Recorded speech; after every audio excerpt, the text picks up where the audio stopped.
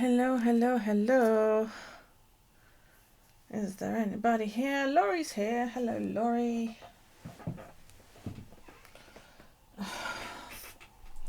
Bloody child's been playing with my chair.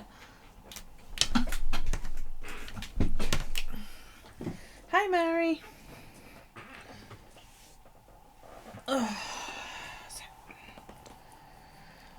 Hey, Elena. I saw that you were. Hi, Mikey. You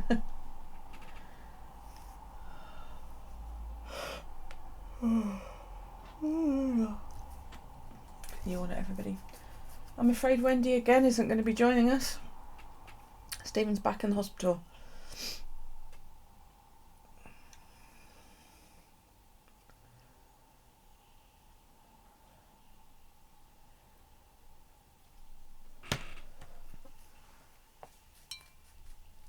Oh dear. Yeah.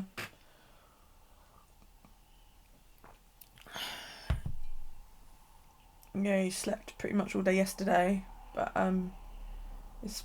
she said his feet are starting to swell up.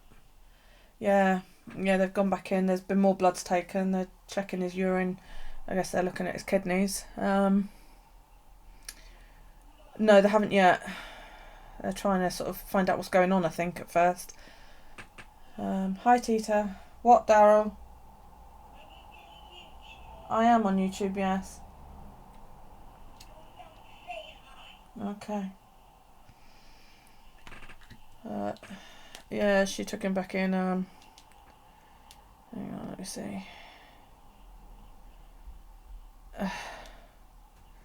We've not had anything to eat, bless her. Yeah, her dad drove them in. More blood work done nearly 2 hours ago. And they did a urine sample half hour later. No doctor in sight as of 20 minutes ago. Hi. She said he's calm, but Frank and Wendy are starving. Hi. And I said, send Frank to McDonald's, and she said, it's not close by. Lol. And I said, isn't there a food court? And she said, yeah, but it closes at 7. So... I think someone's next to you. There's someone next to me. You couldn't sneak up on somebody if your life depended on it, Daryl. Hi. Someone write my name. Somebody write your name. Someone write his name. Yeah. Oh, Tita says, hi, hi, hi. I got dragon. Oh my goodness, look at all them kisses and dragons. I want lots of dragons. There you go. What's that say? What's that say? D. There you go. Oh, see, everybody's writing, hi, Daryl. My name. D and my name. Mm-hmm. I found another D. Yeah, lots of D for Daryl's. There you go. Right. I want you to go to bed now, I please. want so much kisses, dragons. Yeah, you've had all the kisses. Go on, off you go. Please.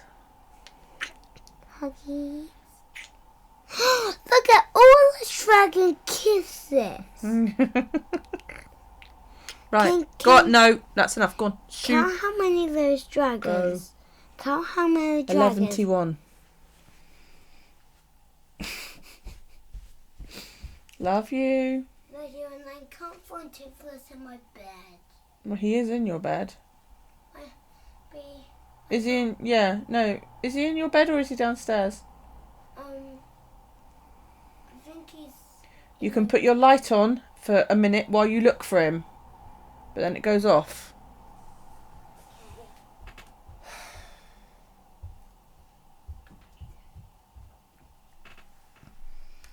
You know when you get to the end of the day and you're like...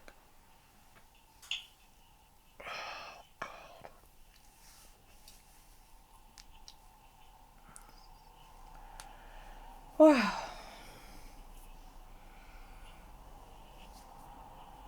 There we go.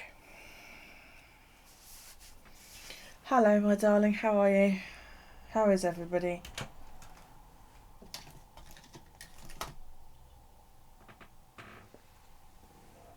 Thank you.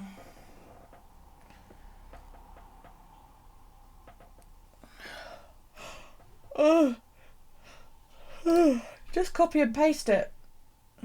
I think you need a colon either side of it, Mary.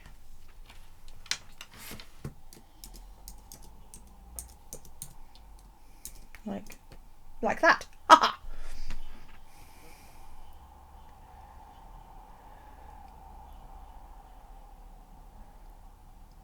Yeah, I'm sleepy too. I'm absolutely fucking knackered. Getting there. I've got a lot more movement, thankfully, and you know, I can move about now without feeling like I've got a knife in it. It twinges every now and then just to remind me that it's not 100%. So, dragon face. That's weird. I wonder why it's not working for her. Because it worked when I typed that. Fuck it. Copy and paste it, Mary. That's what I do. Hello, Henry. How are you, darling? Right. We need to set up next week.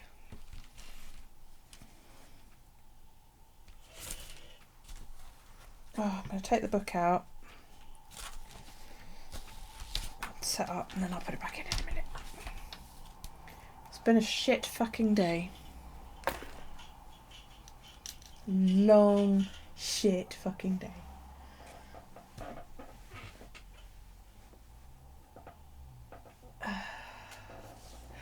I know, I love the cover too. Oh, pardon me. Right, washi.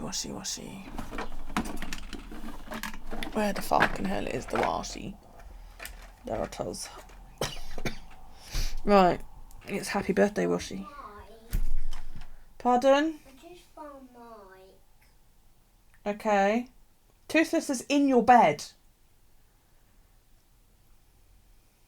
I'll take a look. Go look. Look in your bed, under the covers. Kids. Yeah, because... Why shit don't... Oh, God. It's been never ending.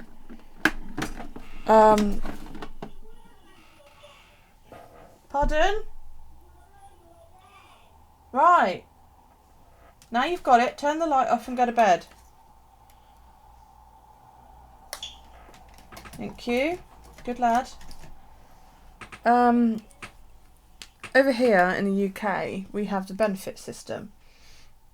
Pardon me. Which is basically what you... social security is what you claim if you're not working for whatever reason. And I found out a couple of days ago that I'm not entitled to the benefit that I've been getting for the past 5 years because Daryl is about to turn 5, and you only get it if you are a single parent with a child under the age of 5. So I thought, oh, well, I can go back on the benefit I was on before. But it turns out I can't, and the benefit they want me to go on was a benefit that came into play a few years back, and quite frankly, it's a fucking nightmare. It's an absolute nightmare, and the rate is less than like previous benefits were, and instead of getting, you know, one benefit for your housing costs and one benefit for your living costs and all that lot, it's one benefit fits all, which, you know, we're just not used to here. And people are killing themselves about this benefit, believe it or not, and I can understand why. And you have to basically justify your existence to the assholes that work for the government agency, and you know, if they deem that you're fit for work, they'll take your money off of you. So I was already like getting stressed trying to figure out how I go back onto the previous benefit without realising that I actually couldn't. So I phoned them up and I went, well, you know, and she said, well, do you get the enhanced disability premium? I said, well, I get a disability premium. So she had a look, she went, no, you don't get it. And she said, but you might get it in one of your other benefits. So I was like, okay. So I phoned up the others and they all came back and said no. So I'm getting myself more and more wound up. Basically, you go from pillar to fucking post because the entire department is shit. They don't talk to each other, all these different benefits. It's like if you're entitled to disability, then you have to go and have like an assessment done with the disability for the disability benefit. But then your living benefit, you either get what is known as employment support allowance, which means that they support you and you're not required to look for work, or you get job seekers, which is exactly what it is. They support you while you look for work. If you're on employment support allowance, you also have to go and get assessed. And it's done, the assessment is done by the same fucking company because they outsource it, but they can't use your assessment that the disability people do. And then they'll call you in on random occasions to have another disability assessment. You know, it's like Carl. Carl's autistic, but he's still required to have disability assessments. And it's like, you know, are you absolutely mad? And the stupid thing is like, you know, our veterans that, you know, that come back and they're, you know, they've lost their legs to an IUD. They had people like that have actually been declared fit for work. You come home post-traumatic stress, they lost body parts and they've been declared fit for work. People dying of cancer have been declared fit for work and had their benefits stopped here in the UK because the system is crap and it doesn't work. And then when they turned around to me and they said, you've got to go on this universal credit. And not only that, I've put in a claim today. I've got an appointment on Tuesday with the job centre. If they decide that I can get it, I've then got to wait 5 weeks before I get a payment. 5 weeks. I'm used to getting money every 2 weeks. And I've now got to go 5. And not only that, but guess what's in 5 weeks' time? And they ain't open over fucking Christmas.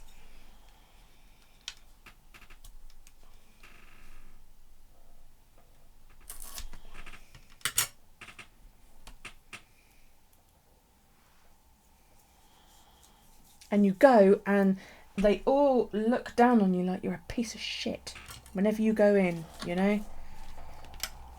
And if you're on job seekers, you have to go in like every 2 weeks to explain why you haven't managed to find a job. It's like the guy at the job centre turned round to Alex and said to him, you're really employable. You're young, you're healthy, you're fit. You will do any job that anybody asks of you. Why aren't people hiring you? And Alex said, I don't know. And the guy said, I can't believe that KFC is the best you can fucking get. How am I feeling? I've got a headache. I've had 3 panic attacks today. I haven't had a panic attack in, I couldn't tell you how long it's been. You know, I couldn't tell you the last time I had a panic attack. It's been at least a year. And even now I feel, just even thinking about it, my stomach is like, I honestly thought when I was on the phone earlier that I was going to be sick, you know, while talking to them. I was so wound up and so stressed. And then I got on the phone and she said, oh, can you come in Monday? And I was like, it's my son's birthday. And I said, well, what time? She said, can you come in for 2:10? And I said, no, I've got to pick my son up at 2:30. Oh, well, can you come in at 3:45? And I was like, that's my son's birthday. And she went, and thankfully I got a nice one. And she went, oh, okay, no worries. Can you, you know, what day can you do? Normally they don't do that. It's like, no, you have to take the first appointment we offer you. I think it's going to be another green week. Or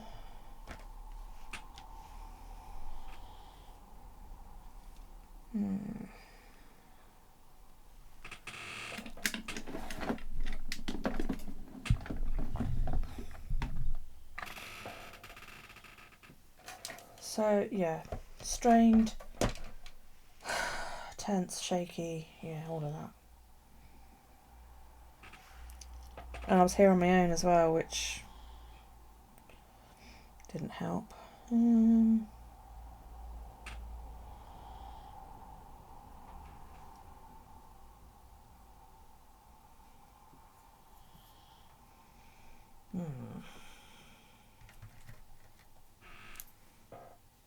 Looks like the same colour as that.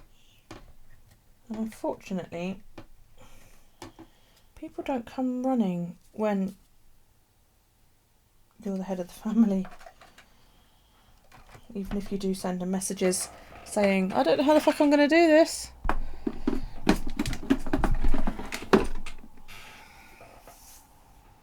Oh, I hate that.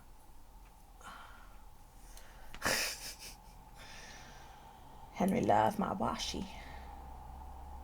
Why do I not have anything that is that sort of colour?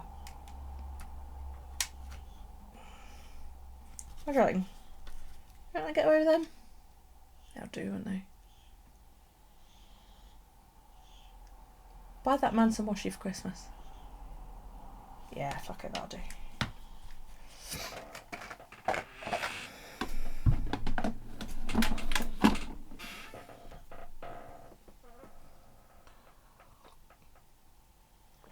Yeah.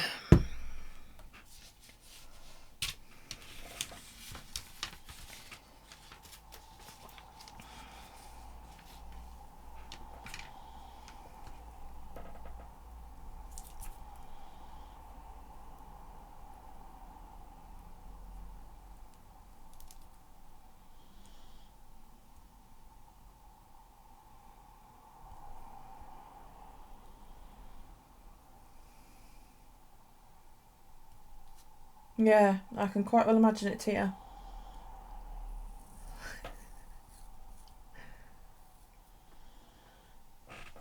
Give him something to play with, Amber.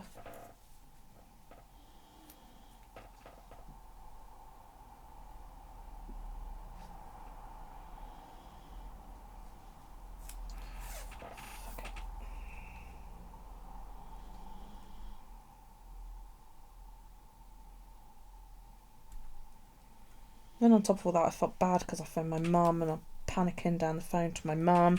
And I know I upset my mum and I hate that. I hate upsetting my mum. She doesn't need that. But I don't have anybody else I can phone, you know. I don't have friends really. I'm not a...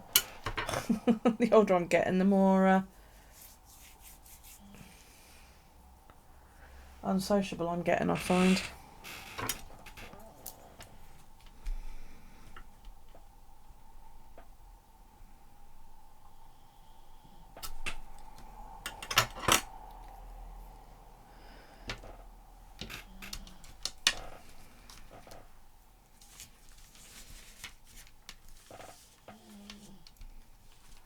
Can you hear the dog? She's been snoring like that all afternoon. She hasn't even been anywhere. Lazy bitch. This has got little stars on it. I don't know how well you can see that.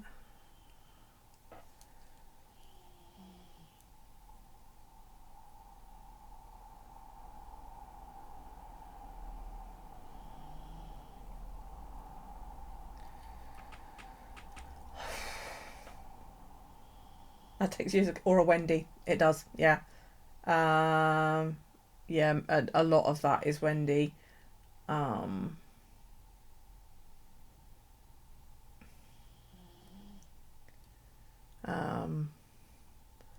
bought quite a lot. I probably had a couple of hundred rolls that were mine. The rest was all from Wendy.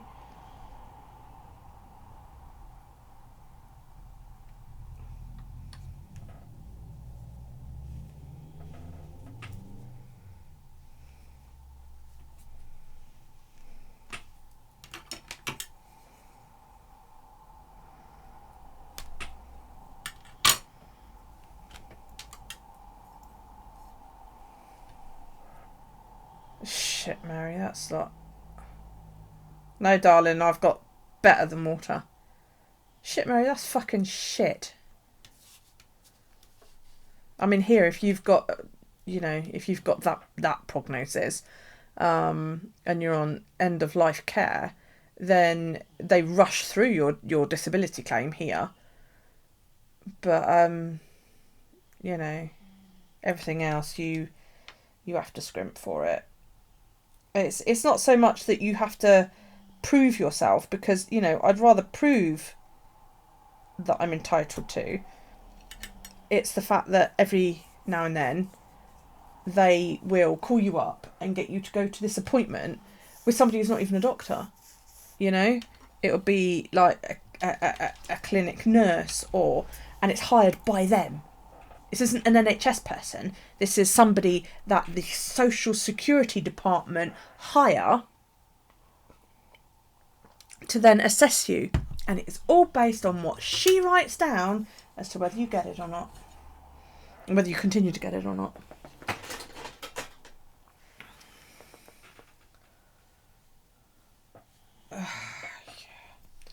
Yeah, that sounds about right.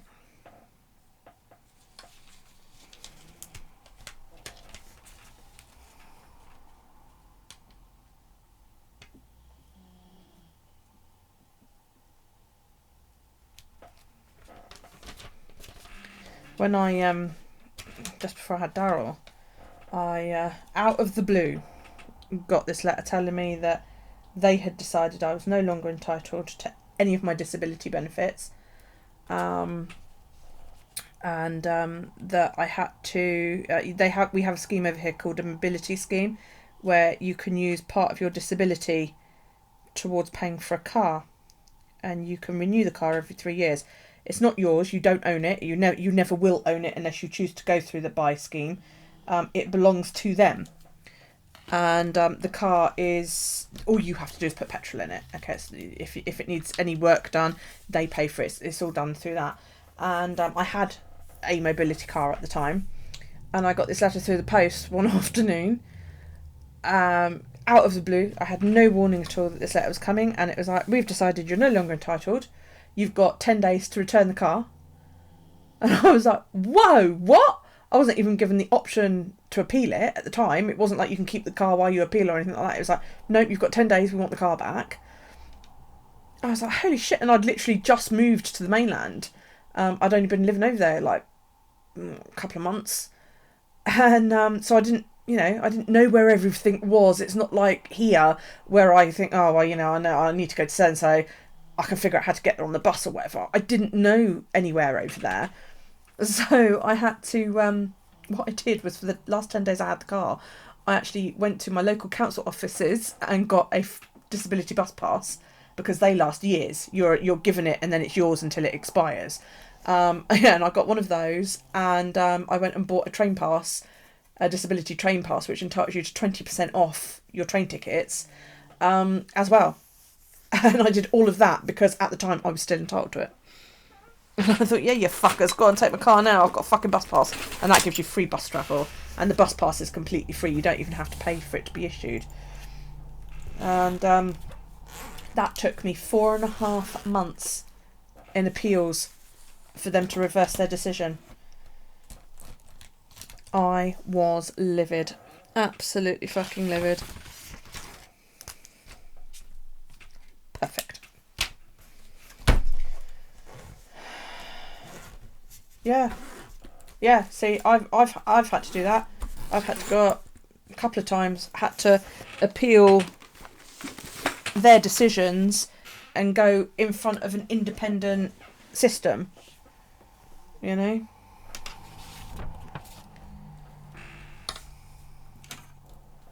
bastards.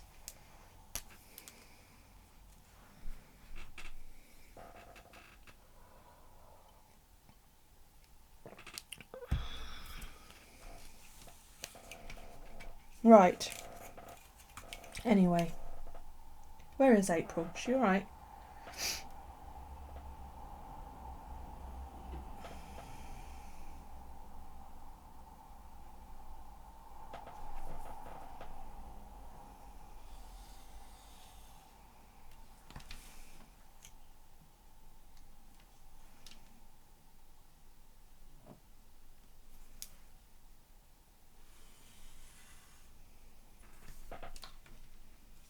Okay.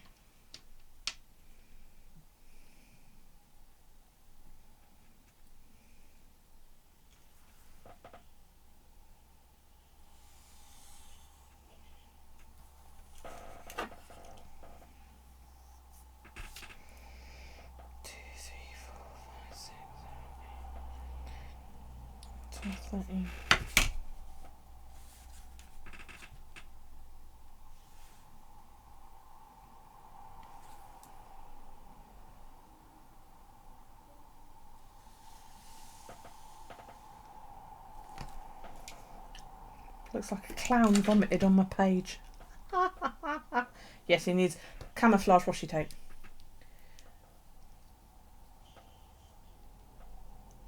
Was there? Yes, I vaguely remember hearing about that.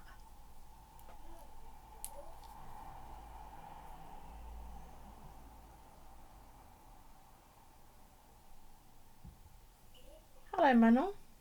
Welcome to my channel. Do I know you? She says, all suspiciously like. I don't get strangers in my channel very often. Who is it? Does anybody know? He has army washi. Does he have camouflage washi, though, that disappears the second you put it down on paper? Otherwise known as Scotch invisible tape. Yeah, that's something I don't have, is camo washi.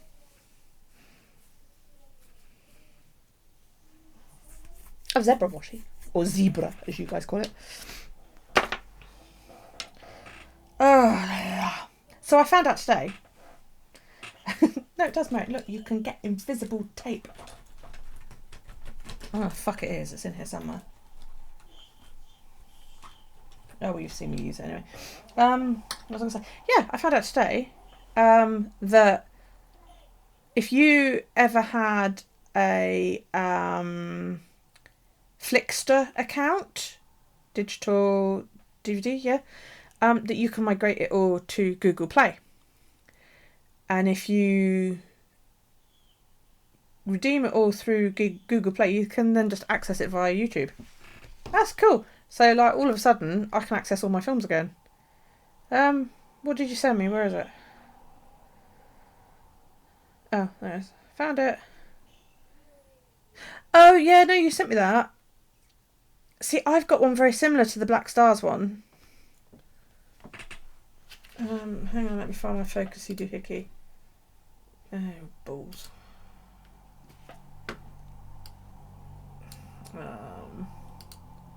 God, you can tell my brain's not with it.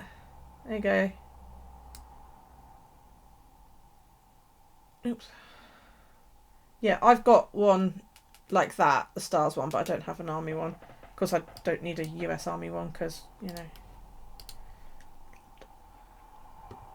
In earlier season, they had Hogan, Macho Man, Vader, and Flair. Oh, wow. Awesome. I never, ever watched Baywatch. Couldn't stand it. So...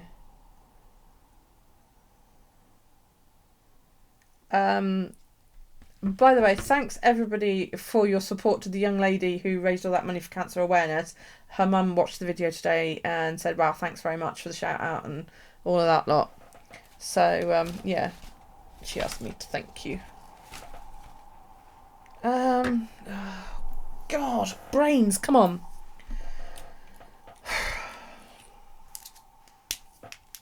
Right. I might put the little calendar over here because I quite like the idea of having the week number on the outside. It just felt a bit odd doing it that way last time. You know? No, I mean, Christ's sake, you just want to shoot David Hasselhoff in the head. Babe watch. Fuck off, they're all made of plastic. Jesus. Better off a Barbie. Right. So,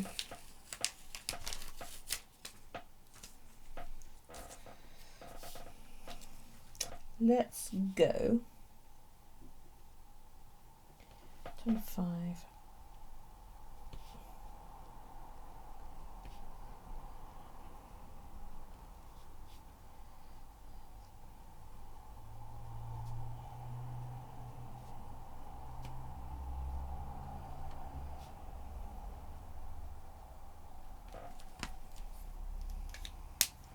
I don't know that I'm going to stay up and watch it, to be perfectly honest with you, Henry. I really want to because it's actually looking like it's going to be really, really good.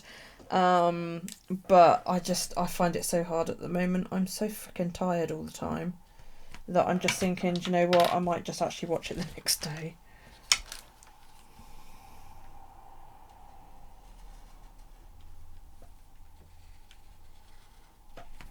because at least then I can enjoy it without feeling like I'm going to pass out all the next day or something, you know.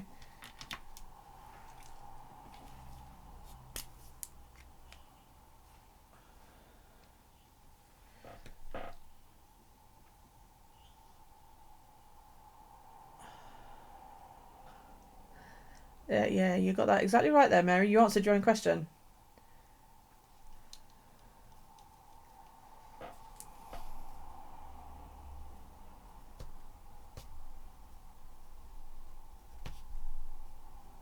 Ow. I knew I was going to do that.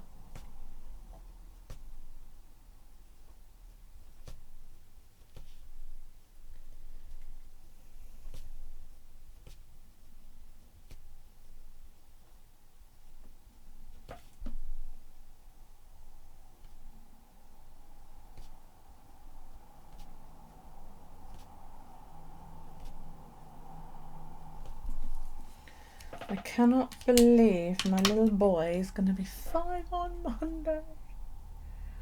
Ugh.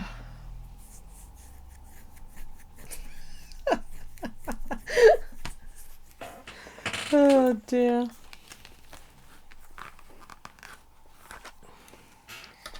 I never got the attraction for Baywatch. I just didn't understand why everybody was so obsessed with it. I think we watched the first couple of episodes and my mum declared it absolutely shit. And we never watched it again. Oh, I don't even know who Alexandra Paul is either.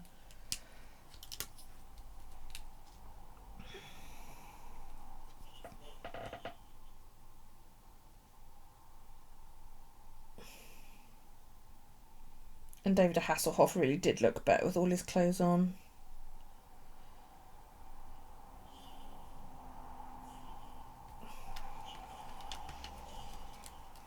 In those tight ass jeans that he used to wear in Knight Rider.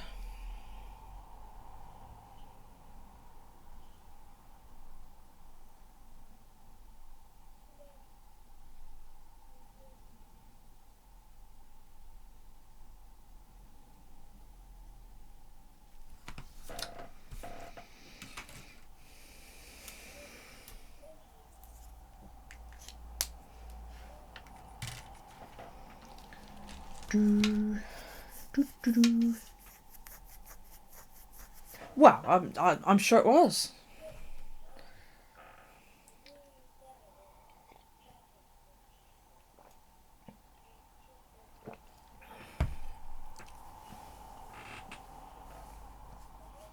Hello, Tina, love. You alright? Okay.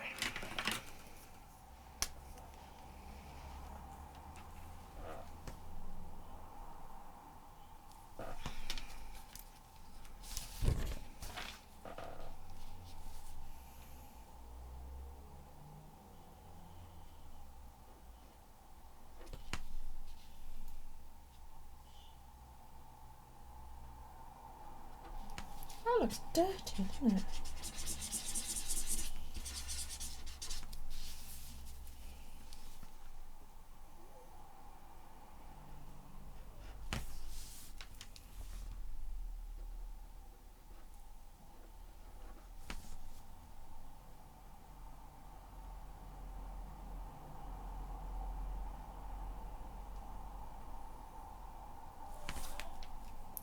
Shit.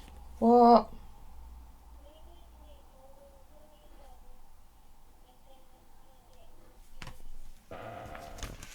Whatever, I'll go sleep. I forgot I didn't need to do a 7-day week next week. Bollocks. Oh.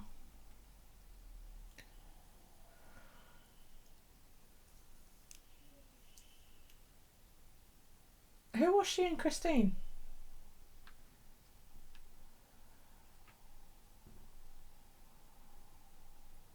You just saw in April. Is she in zombie mode still? Hello, April.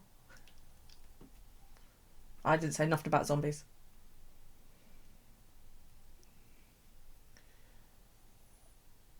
Mary guilt tripped you? Why? What did she do? Oh, that was a bit freaky. my screen flickered and I was just trying to figure out what it was.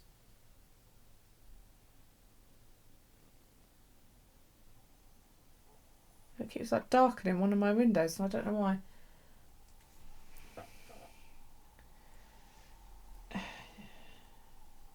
So how are you guilt tripped? Come on, do tell. Share with class. Bummy. Well, you are. You're cooking your dinner. And all of us while you're at it.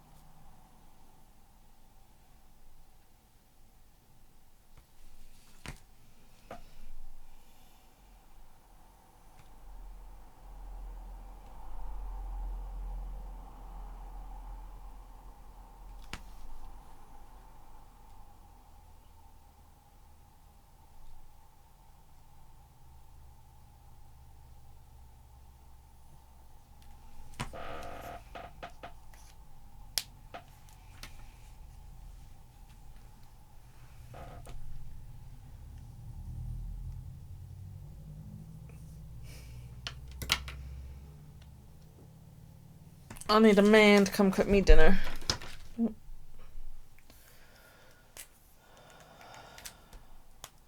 That's because I think there are about 4 conversations going on at once, Mikey.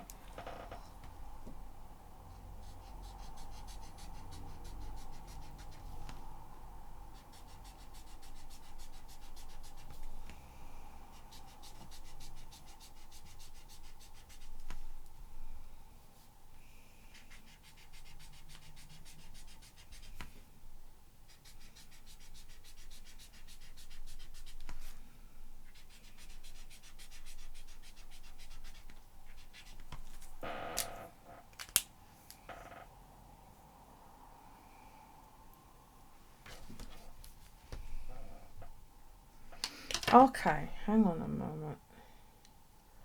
Mary says this. Wendy says they're still waiting for a doctor. She's not happy.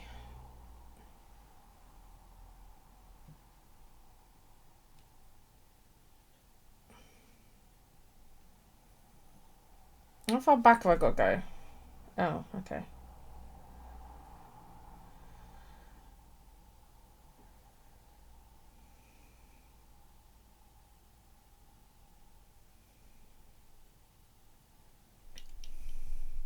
Yeah, I agree with that.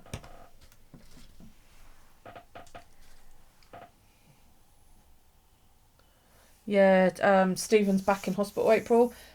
His feet and legs started to swell apparently, and they rushed him back in.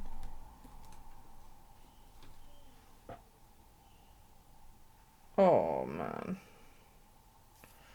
I need someone to cook me dinner or take me out to dinner.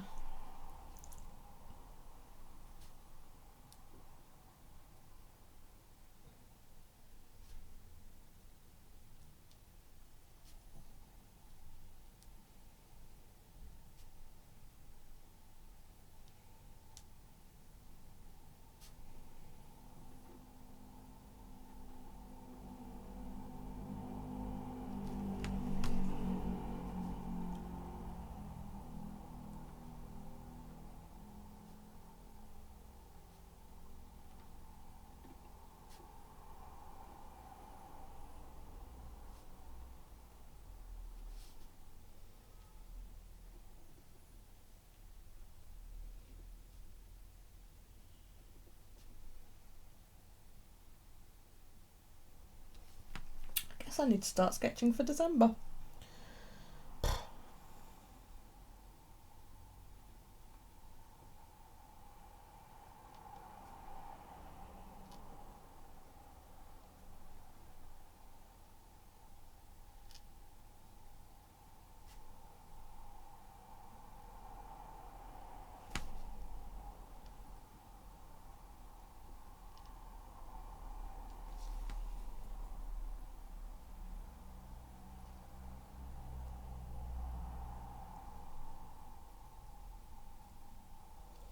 large Happy Wednesday there.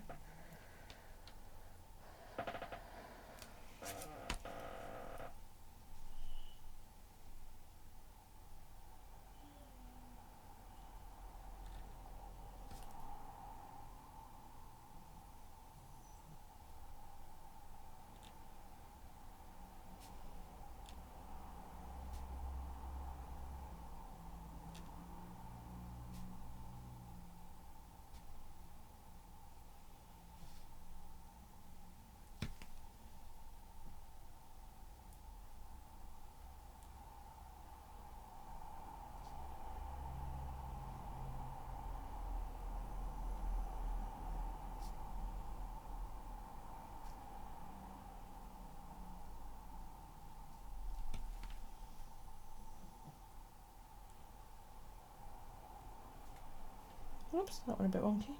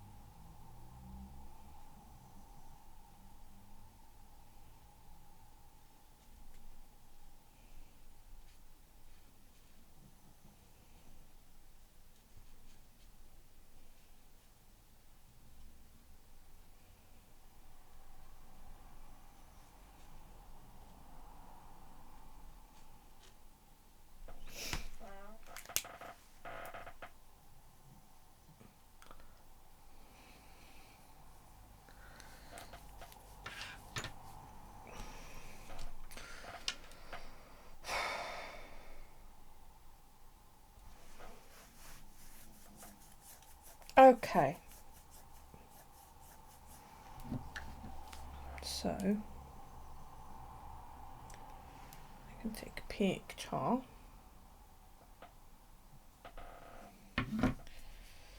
And then we can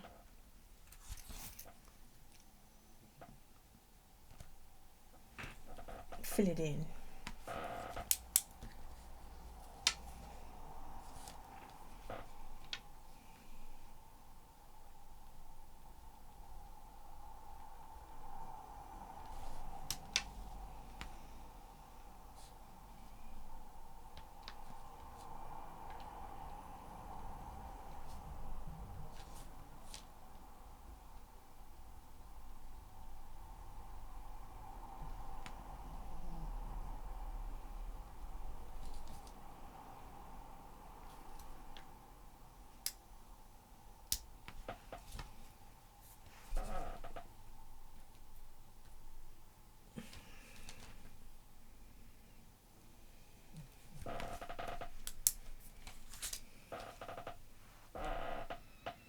Now, when is that appointment?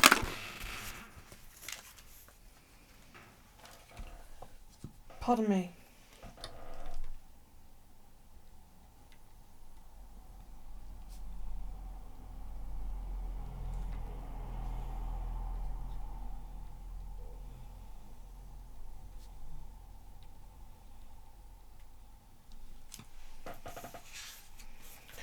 Do, do, do.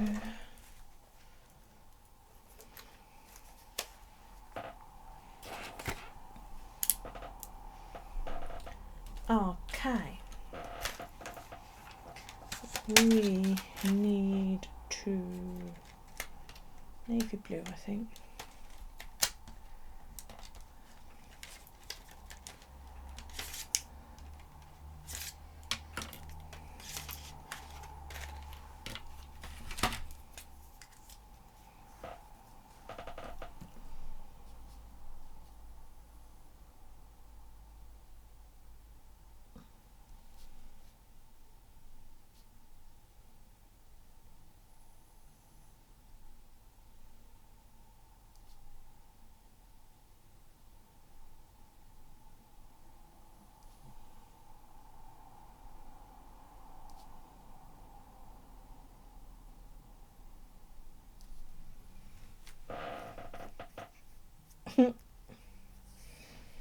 I'm just gonna leave that like that.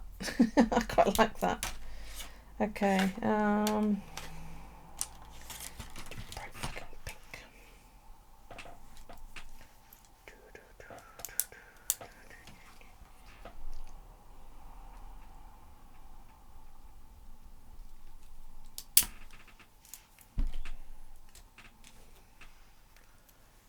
You're watching Botch this one. There's Botch penis. Oh, penis enlargement. That was a horrible thing to see. I expect it was. I don't expect the chap enjoyed it that much either.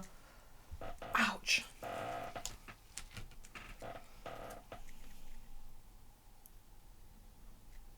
It always surprises me when people go in for these sort of surgeries. Do you know what I mean? I mean, I'm not in love with the way I look. I could stand to lose quite a bit of weight.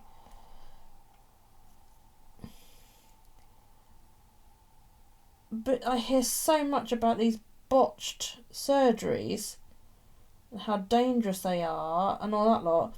And I just wouldn't have the guts to do it, you know?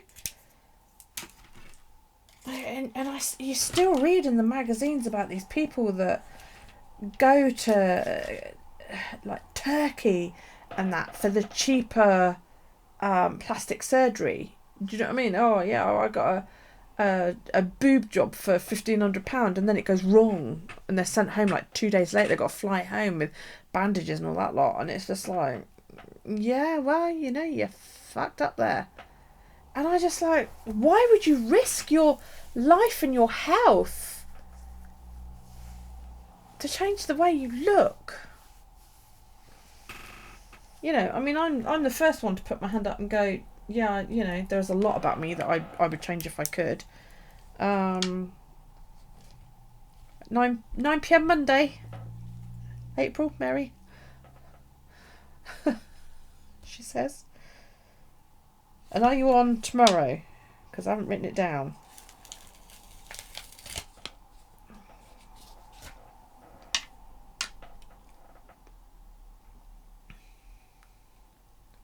Yeah, because when you get back to the UK, the NHS has to fix you.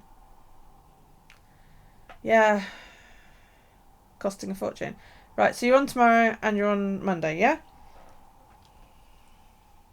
Okay.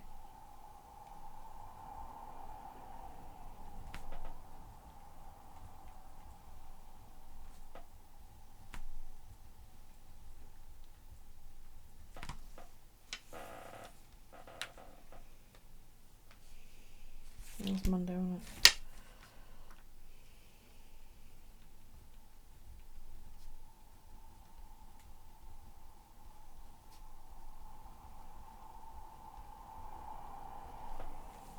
I should make that one because Dara should be unconscious by that point. I didn't write down the challenge for what this challenge was.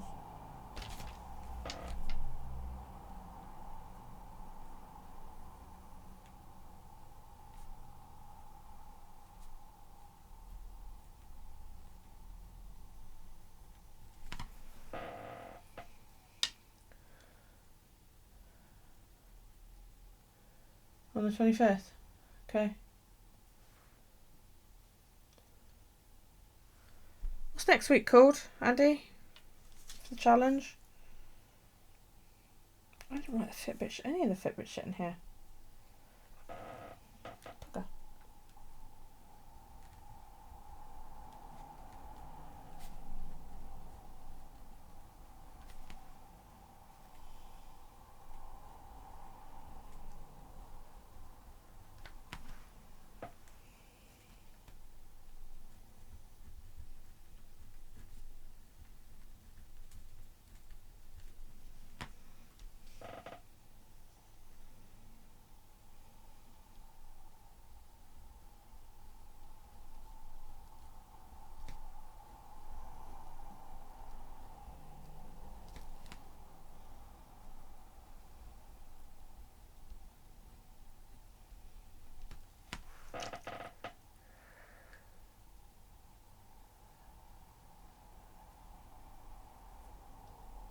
Yes.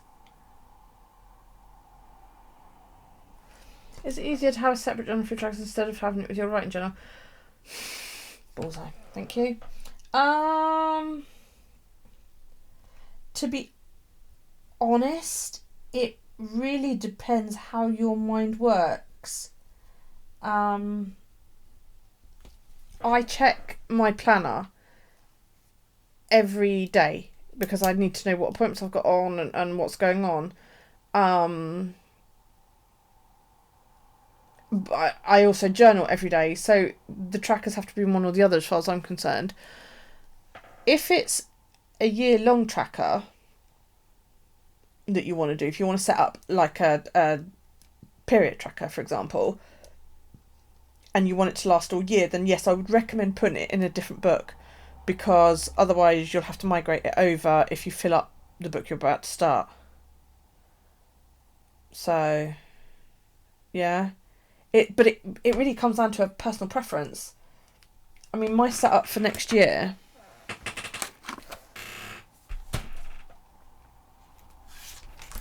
This is my collections journal, okay? So in this one, I've got what my resolutions are going to be, if I can come up with any, to survive it, I think is probably that. Any new films that I watch, a year in photos, my time capsule that we did the other week. I love that. I just love how colourful it is. A gift tracker, or a gift page so I can write notes. A savings tracker, which hopefully I can still do. And then my future log. Because these trackers will last all year. Now, my hope is that the book will also last all year, but obviously I can't guarantee that. This book is going to be my 2020 equivalent of this. Okay, so it will be my planner and my trackers, and that's it. And then I will continue my journaling in the chunk one. So my challenges, my writing, and I want to do more art in the new year. And thank you. You know, but that's just how it's taken me nearly 2 years to get it to what is comfortable for me. So you might find that you don't enjoy it like that, or that you prefer it all in one. I prefer it all in 1 or 2 books, I must admit. I didn't like that I was going through a Leuchtturm in about 3 months' time because it just was not big enough. So, you know, it basically comes down to personal preference at the end of the day.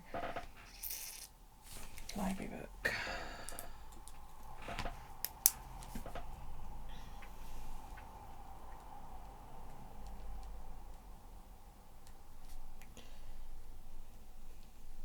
Library book.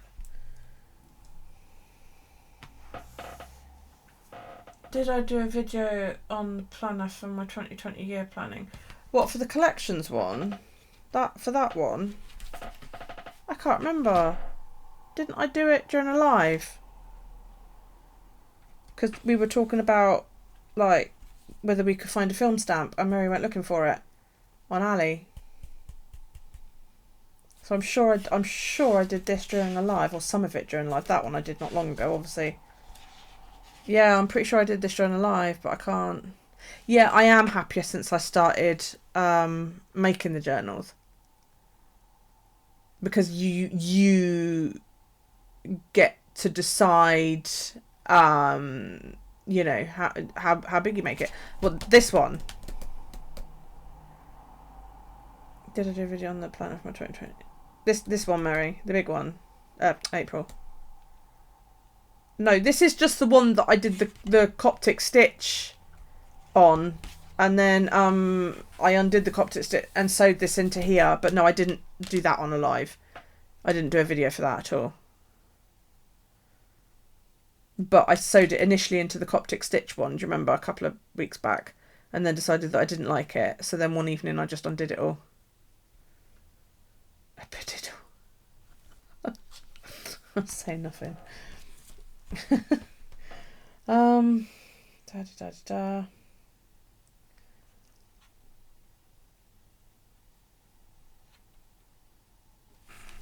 Wendy's live.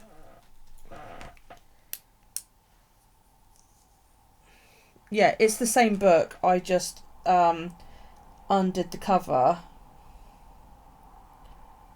and put a new cover around it. I didn't do it on video though.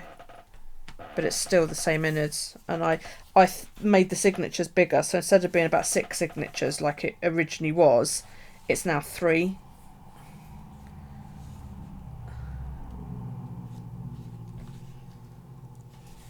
And then I just literally folded this around it, sewed it on and stuck a bit of washi over it to hold it in place. I still need to decorate it, and then I'll put tape on it to sort of look after it. But I did that in the same way that I did this one, really, and the one before it. Wendy will not be live on the 30th. Why not? Oh, I missed that one. No, well.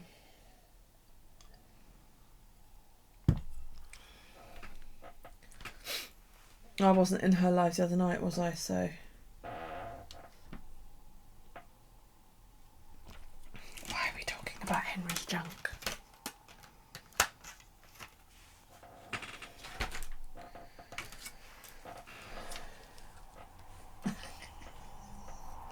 Are you talking about this cover or this cover? The book, the pop-ins, or like the roses? They're doing an escape room. Ooh, I didn't know that. Oh, that sounds awesome. Right, I can move raw because I've got raw.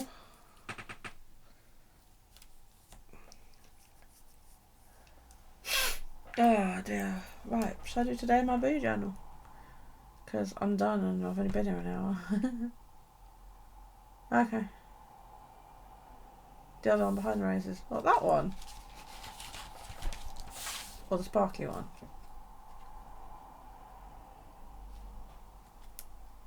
Or the leaves. The 2020. Or the sparkly.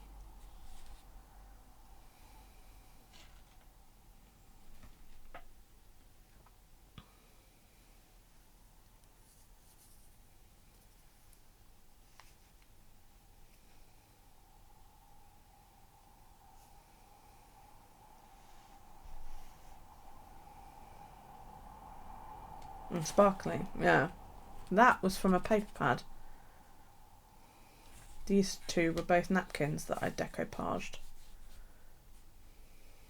But yeah, I like that one as well, it's lovely. But I am going to decorate it, even if it's just a little bit. Okay, right. Let's do today in my BuJournal.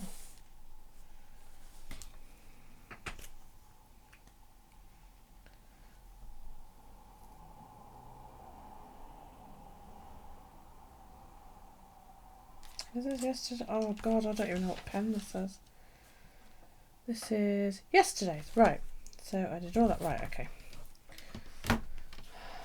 Oh my god, thank you. Davis cream, did I wear makeup? I really can't remember.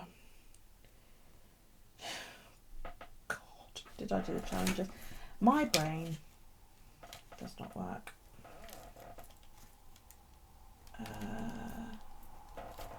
What was yesterday? Yes, I did do the challenges.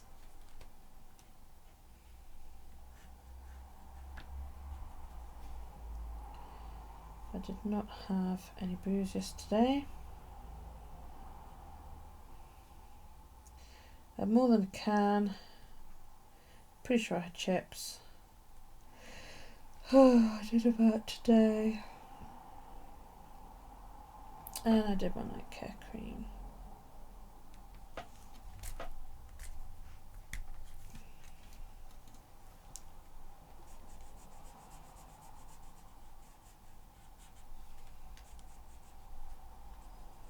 Let's just hope Stephen's better by the 30th then. Because, you know, I can't see her being willing to go on that with him being ill like that.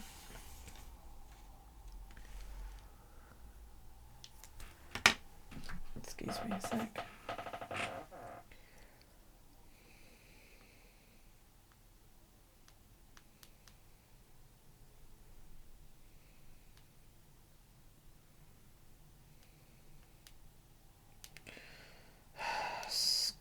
stir my head in.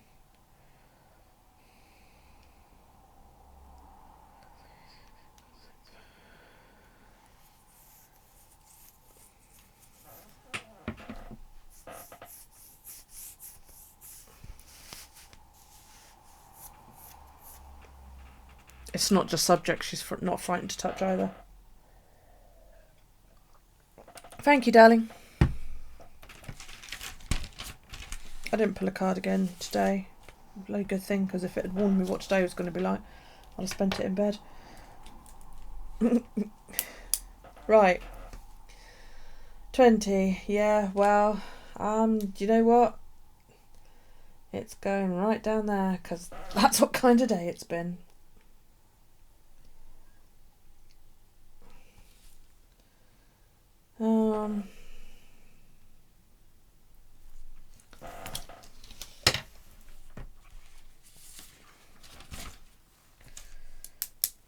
Today can just go do one, I believe is what they call it nowadays. Right. That's right. I'm getting there. Slowly but surely. The rest of my burn came off today. Maybe that's been about 2 and 3 weeks. That's taken ages.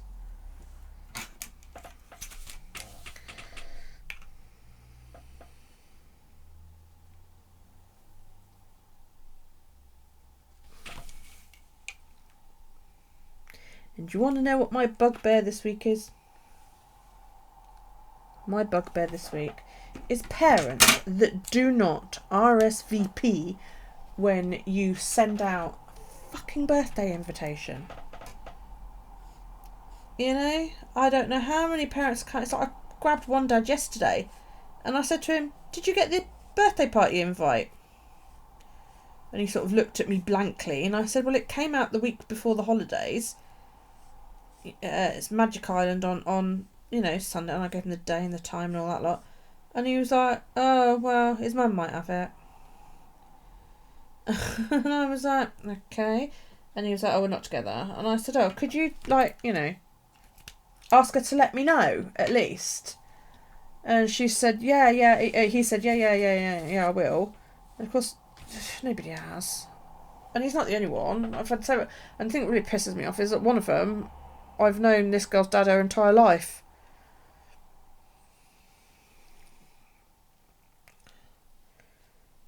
And you're just like, for fuck's sake. Right. I don't know why I'm looking at sleep. I'm not even on that page yet. What day is it? It's Wednesday. I cleaned the loo. I did the dishwasher.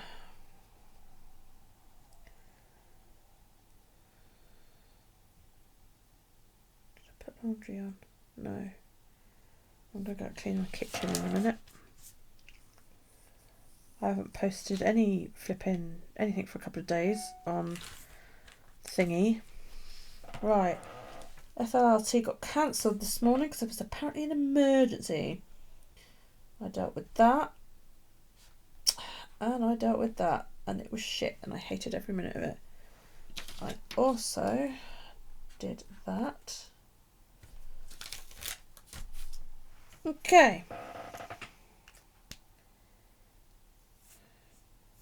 Just done that with yesterday's pen, for fuck's sake.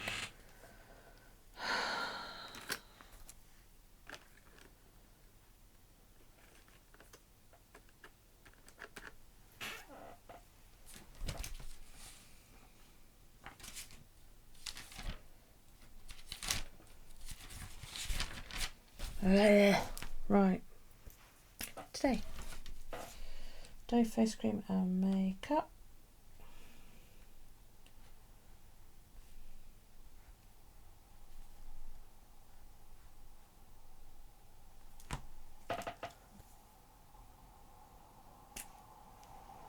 Tea sounds like a fab idea.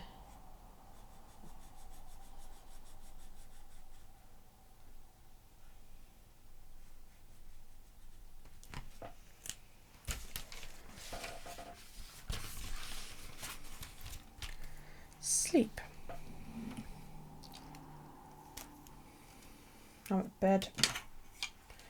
11 o'clock last night because I was so freaking tired. Slept from about 20 past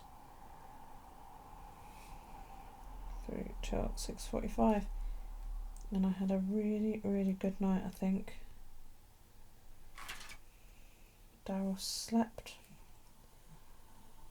I got him up, took him to the loo, dumped him in my bed because he likes to get in my bed when I go to bed.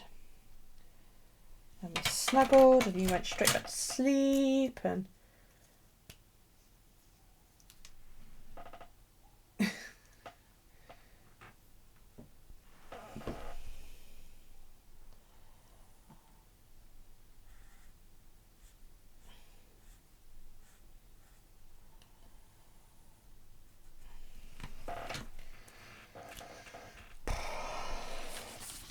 right, let's try that again.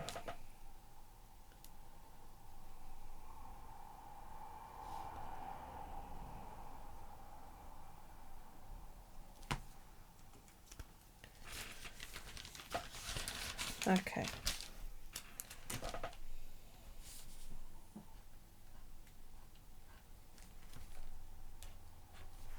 That's better. Okay. Now.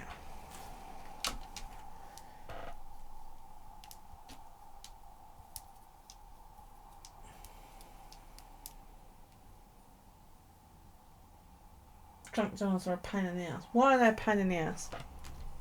Apart from the fact that mine's a bit big. Sorry about the dinging, it's my son texting me.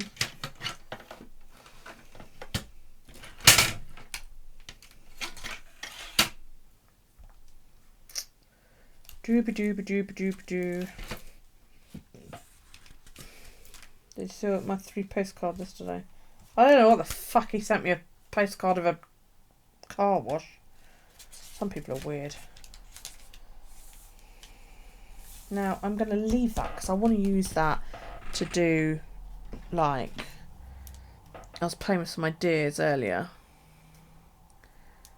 of a sort of junk journal type spread. Oh, right. And are you sleeping as much as you thought you did? Or are you sleeping more or less? And, you know, how is it working? Or have you only just, like, really started?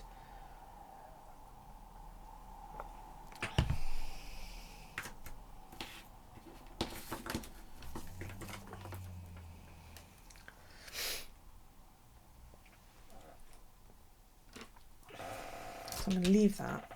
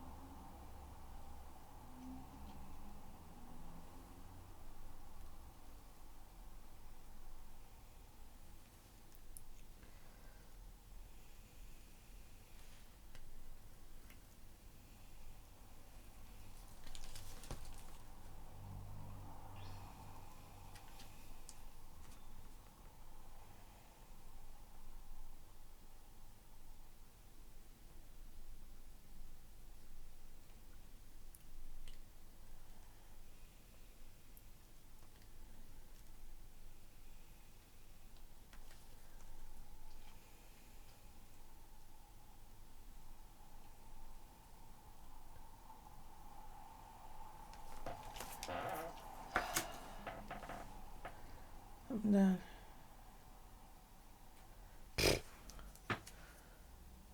Last stage got over 7 hours. Wow. The trouble is, I sometimes find that makes things worse, doesn't it? That when you get more sleep, because it's like your body goes, oh my god, what the fuck is this? I can't cope with this rubbish. You know, and you're like, and you feel like absolute death warmed over. Okay, what are we doing? Weather. Did I screenshot the weather? No.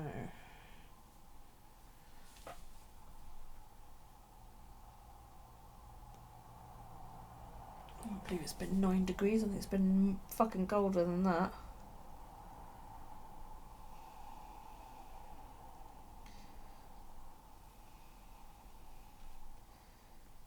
But apparently it's a high of 9 and a low of 8, but it feels so much colder. Sunrise was 7:27. Sunset is, or was, at 13 minutes past 4. Because I've got a junk journal spread going around in my head that I'm going to put there. I don't know why it has to go there, but mainly because I've stuck 3 postcards on the back of that page, and I just think it would be easier to stick shit on this side rather than try and write on something that's got 3 postcards there. So yeah, I'm thinking I might do, like, I've got some autumn style or feel washi tape, and I haven't done any of the junk journaling prompts from the beginning of the month for ages, so I'm thinking I might try and incorporate a shitload into sort of one kind of spread and like stick washi all over it, and don't know, it's going around in my head at the moment, so I'll let you know. Oh dear. Now,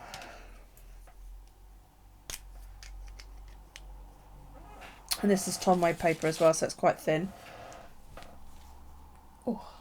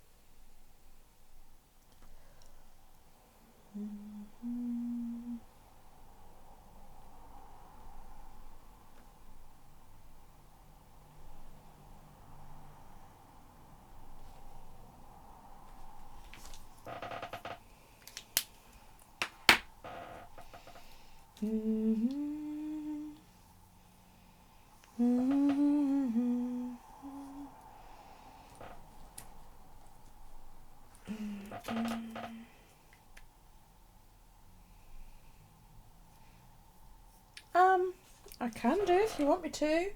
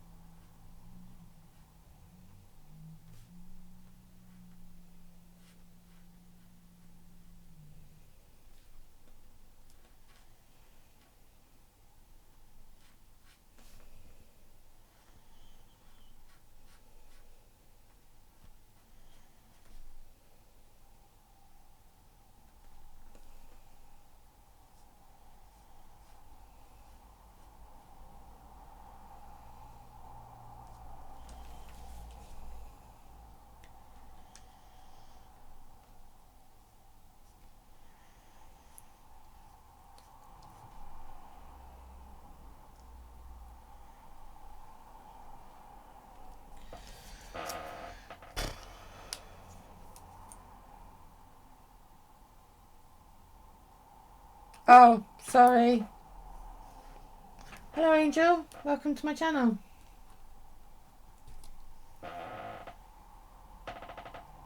See you in a bit, Mikey.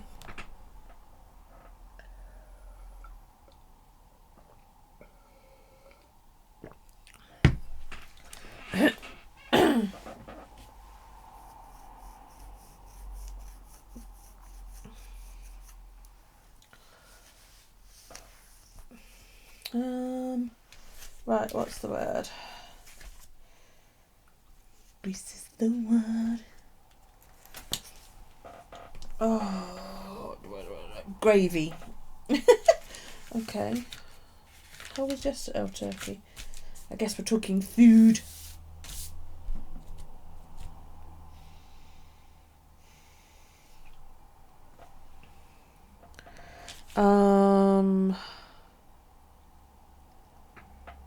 Oh my God, come on, head, get with it. Hi Gail, how are you? Are you good?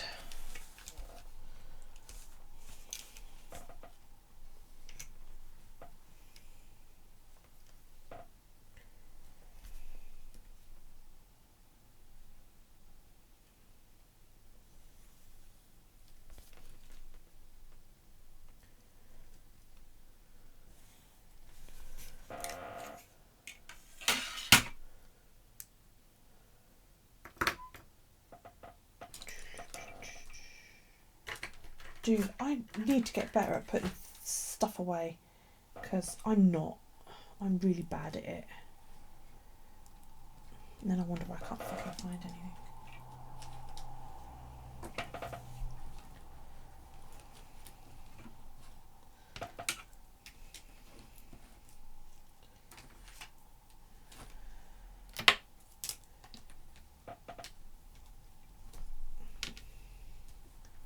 That's a bit better.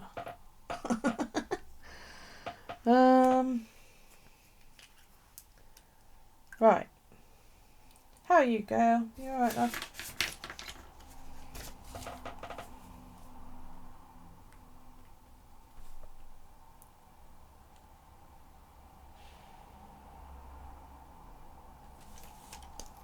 Oh, it's not the right pen. I'm sure that's not the right pen. I've actually got two of these. I picked that up and I thought, I'm sure that's a thinner nib. And I'm right. Make a tracker. For what? Oh, shit. I've just knocked something on. What was it? Oh, it's my stencil. My stencil! Oh, I can't reach. Bollocks. What am I making a tracker for?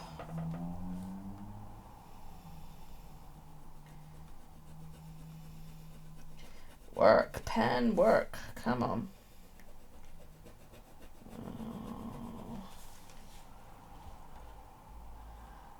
Oh, thank you very much. I really appreciate it. Well, welcome to chat. By all means, join in. Fucking pen. What was the word? Gravy. I knew that.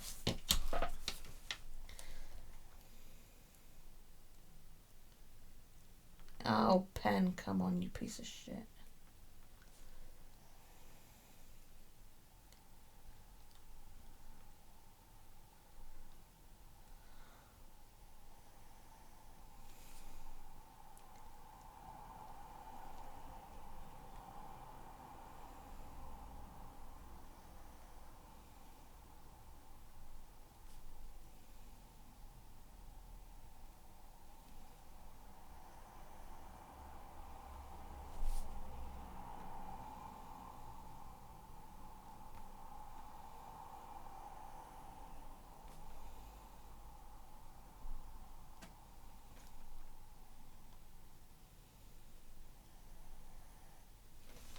Gravy.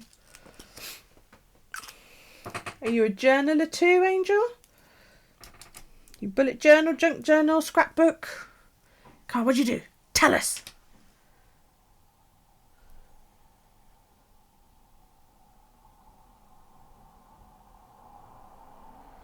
Thought I had Alex.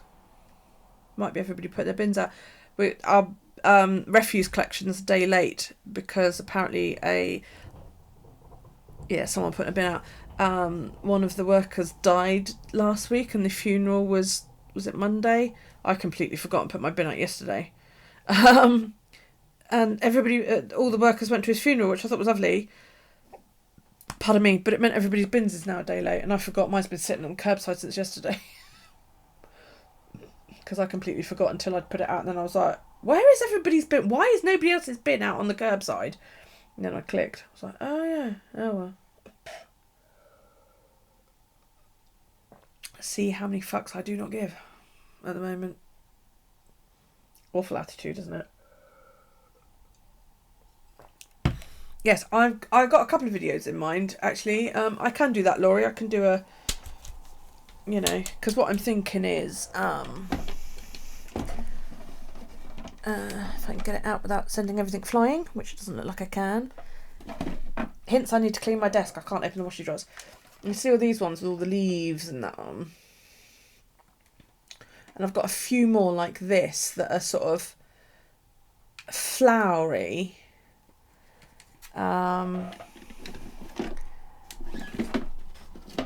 You know, that not necessarily autumnal, like that one is a good one, and that's another one, and this, you know, these are all sort of leaves or flowers or things, and I was thinking of maybe just covering the whole thing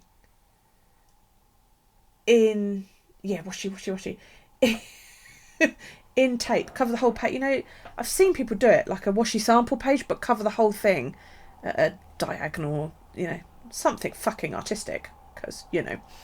And then pulling out the junk journal.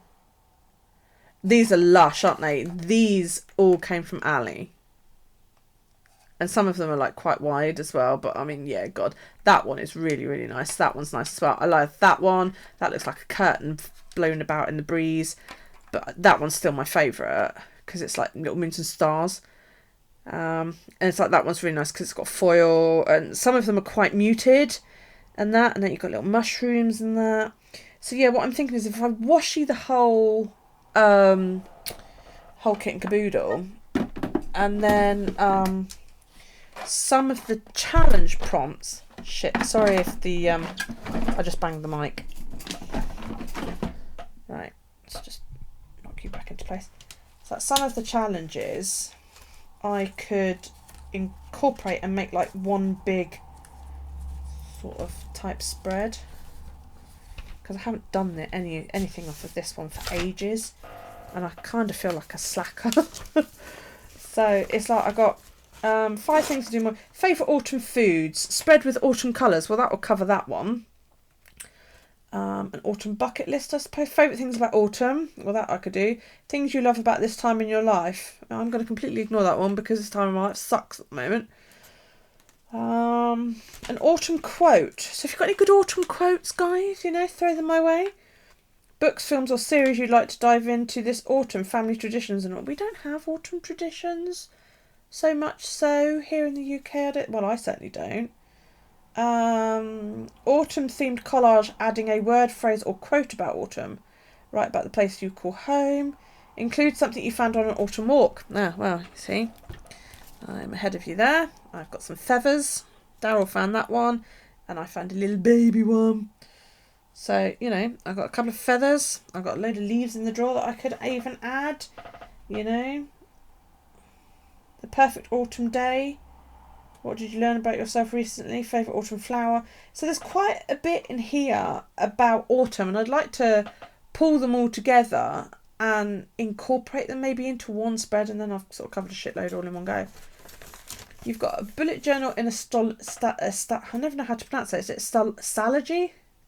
It always sounds like it should have more ologies in it. Stalology or something. And your household things in a Pell planner. You don't really do the junk art journal. You're terrible at art. Yeah, so was I. Oh, so am I. I've got a Pell. My little baby is in a Pell. This is my, what the Americans call a purse. I call a handbag. This is my purse planner. And all this is just some blank books, which I've got my monthly calendar in. I don't colour code in this or anything. This is my book for next year. And then I've got a notebook, a book there that I can use for sketching if I want to when I'm out and about. And then I think that one's almost full, just for scribbling in more notes. So I got it right. What, stalogy? Is it stalogy? Okay. But yeah, I mean, autumn shows how beautiful it is to let things go.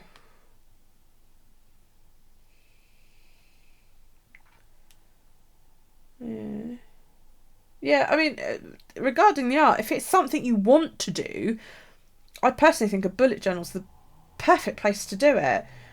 Or a journal of some kind is the perfect place to do it, because you can look back on things a year later and go, wow, you know, look how shit I was a year ago. And provided you practice every day, then, you know, that's why I join challenges, because they encourage me to write a calligraphy word or draw something. I'm not doing a drawing challenge this month, and I'm kind of missing it. I might do one next month just because it'll be cheesy and Christmassy, and I could do with a bit of cheese right now. You know, so yeah, that's what I'm thinking anyway for my autumn one. So yeah, I haven't done that fucking challenge either since I did pentagons. So what are we up to now? Pentagons was 3 days ago. Shells, zigzag, leopard. Okay, we'll do that because I've run out of things to do. Oh man, I just shut that book. I hope the ink was dry, dudes. Yeah, it doesn't matter, I'm going to cover it in washi anyway. Oh dear. Move my mouse. Oh, ache back. Yeah, I'm also going to do a proper video on the envelopes that I showed you all in the live a wee while ago, because I've got, for like those little bitty envelopes, those brads are too big, and I've got some little mini ones coming from Ali. So when they arrive, I'm going to sort of show how to do little cash envelopes, and I'm also going to show how to like sew these into your journal as well to make it like a flip type thing. I haven't heard from Wendy in a while. It's been about an hour. Let's just check it's not my phone. Update.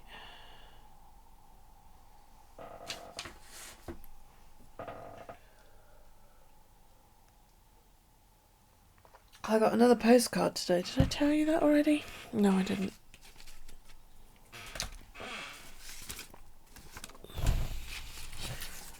Oh, for fuck's sake. Yeah, I've got... Isn't that nice? Look at that. I love that kind of thing. I think that's cool. Back stupid tracker recorded last night. Sleep for Wednesday. Oh. Yeah, I got this. This came from Alaska. She lives in Alaska and she splits her time between home and, is it Halibut Cove or Cove? Halibut Cove. Both are busy tourist areas in the summer. All is quiet now. I love Alaska and its wildness. She visited the island back in '93. It was lovely. Reminded her of is it Halibut? Am I reading that right? Or Halibur? I don't know. Can only get there by boat. Which I thought was lovely. Yeah, I quite like that. It really annoys me though when they shove it through the letterbox and bend it. You know, I mean, I know you guys in the States, you have curbside post boxes, don't you? Where the mailman lifts down a wee flap and then puts your which is fab. Here we have this like fucking trapdoor that tries to eat the mail delivery person. You know, and it'll flatten out once it's been in the book a while. So they put it in, and then this trapdoor fucking closes down on the hand and tries to eat them. So they don't care. They're not careful, and it bugs me kind of. You might give it a try doing daily pages in a year. If you want to have a go at, if you want prompts, Angel, and you think, oh, you know, even if it's just something like a doodle prompt or lettering a word or something, I can recommend Bujo challenges on Instagram. Because what Bujo challenges does is they go and look at all the other challenges and then they post them all on their feed. Well, they repost them. They don't post them as their own. You know, they give credit. They repost them along with the name of the person who originally posted it. And then you can refer back to that if that's something that might encourage you to do it. Or, I mean, what I do is I incorporate my actual journaling into my whole planner system. I mean, at the moment, my journaling is happening in this monster of a book, which I kind of actually quite love. But it didn't always used to be like that. I used to do it all in one book. So, you know, it's finding a system that really works, that encourages you to journal. Even if you just do, I know, like, Miss McKenna, I watch her a lot. I love her. She's another English girl. She does 2 lines a day. And it's not necessarily just gratitude. I know a lot of people do like a line a day saying about what you found good about today. Don't just write the good stuff. Write the bad shit as well. You know, I mean, I'm not, you know, normally I write a page, but I can't guarantee today's going to be a page because I've had a really shit day. So, I will write that down because I need to get it out, and getting it on paper, I think, will help me. So, if it helps, start with maybe just 2 lines a day for a bit, and then go on from there, or assign yourself half a page. I don't like the 2 lines a day system because I like to chuck photographs, and, you know, this is my son at wrestling training, and, you know, I made this little journaling type card, and my son and I were playing a game, so I stuck that in there, and I do a thing at the school and I get stickers for it. Who doesn't love stickers? I fucking love stickers. I'm going to buy stickers just to give Daryl. We lost our cat, so I put photos in. I love to add photos because I'm a visual type person, and when I look back on it, I can go, yeah, I remember that day. I remember that happening. You know, like this was I used to have dreads, and we cut all my dreads off. They'll be back, but you know, Daryl lost his first tooth, and I made a pocket, and you know what I mean. And it's just silly things like that. Like, this is a chalk drawing that Daryl made of bonfire night, and this bit of paper's in here to stop it bleeding chalk all over the fucking place. That's his flu vaccination. You know, I stick all the postcards that I get in here, and I took a photo of the moon during the day and stuff like that. So if you're the kind of person that you want to put pictures and things like that in, then maybe assign yourself half a page. If not, start off with a couple of lines and see how you go on from there. Girl has planner burnout. She's still trying to find what works for her. You like my layout, so you're excited to see what I do. Cool. What is it you like? Is it the actual planner, the week set out that you like, or what? I was going to draw, wasn't I? And here I am talking and getting all distracted. Right, shells. I can do shells. Shells are easy. Shells go. Little boxy type thing. Although that looks more like broccoli. You're not allowed to laugh at my broccoli shell.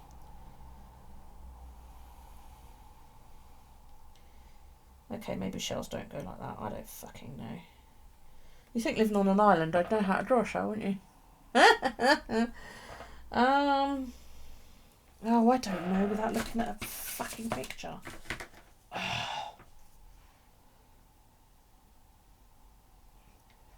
Wendy's ready to kill people. If she doesn't get any info, we'll see a doctor in 5 minutes. You go, girl. Poor kid. Poor Stephen must be in a bit of a state. Shell. No, shell, not shield. I love it when you search for something and Google's like, oh, can I have your location? And I'm like, what do you want to know my location for? Well, I want a picture of something.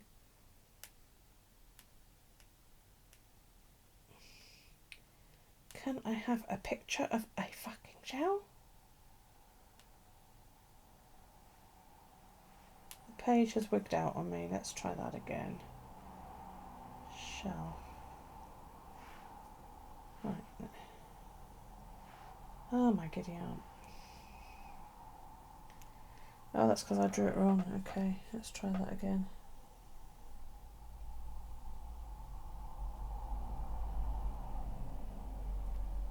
That looks like an ice cream wafer. Oh, that's even worse, isn't it? It's because I'm holding the pen at an angle. Yeah, we're just not going to talk about this.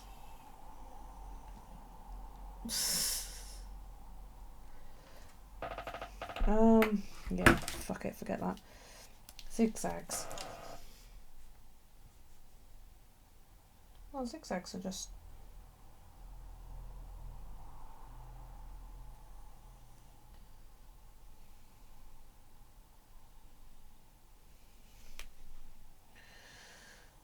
Leopards, okay.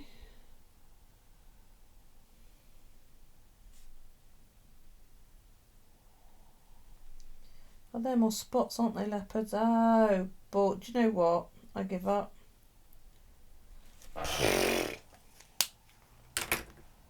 Shells on my postcard, I don't care anymore. And then Daryl brought home this lovely artwork. I'm just going to completely ignore that I fucked that up. So look, I have artwork.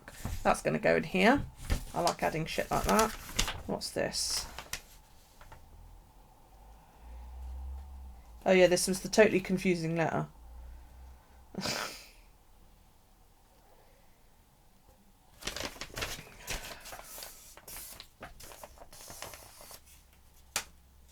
I don't fucking know.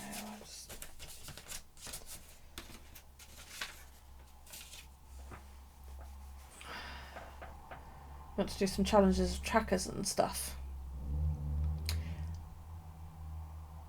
You don't do any journaling at all at the minute. Sorry. Oh, you're in England. Yeah, fuckers. They were. My son's about to turn 5, so I'm no longer entitled to income support, and I've got to go on universal credit. And the minute they said you've got a claim for universal credit, because I registered as disabled, I'm on PIP, but I don't get the severe or enhanced disability premium, so I'm not entitled to ESA, which means I've got to go on universal credit. And the minute they told me that, I've lost it. Completely lost it. I've had 3 panic attacks today. I'm fucking exhausted. My stomach hurts. My chest hurts. My face hurts from crying. My head hurts. Yeah, you name it. Bastards, aren't they?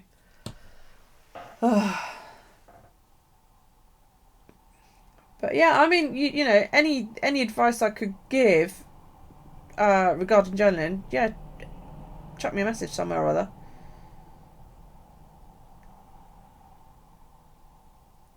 Are you doing a happy planner next year, are you? Awesome. You bought a happy planner, you'll see. You like having everything in one book. Yeah, start out, write yourself a list of what do you want to track. Okay. I mean, with my trackers, hang on, let me move the beast. And move everything else so I can put the beast over there.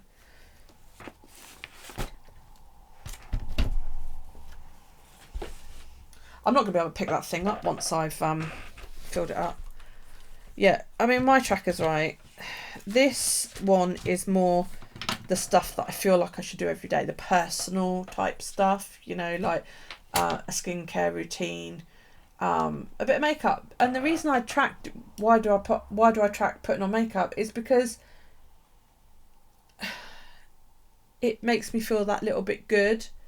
To maybe wear, I don't do like a full face. It's not like I sit for half an hour. I haven't got time to sit and do a full face, but I might just chuck on a little bit of powder and some mascara and some lippy, and that might be it. Do you know what I mean?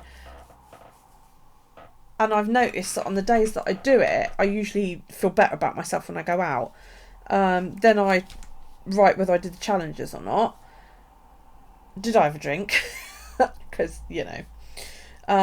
Did I have more than 1 can of fizzy? Because I'm actually allergic to caffeine and I shouldn't be drinking cola at all, but you know, there you go. Vodka and lemonade just doesn't taste the same, does it really? Did I eat chips? Because I fucking love chips. Love chips, big chunky chips. Yum. Did I do any crafting? Because, you know, I've actually stopped crafting lately, and that was something that I used to do all the time. You know, I used to sit in it all the time. Now, a lot of why I'm not crafting is because I'm stepping. But I miss it, and I really do want to do more again. You know, I've got my spinning wheel sitting in the other room. I haven't done anything on that since that live when I pulled it out. Did I write about today? I try and do a word or a phrase, mainly so when I'm flicking through my journal, I can just latch onto the word or the phrase, and then I will know, like if I'm looking for particular information, if I write a word or a phrase to draw the eye, as it were. Yeah.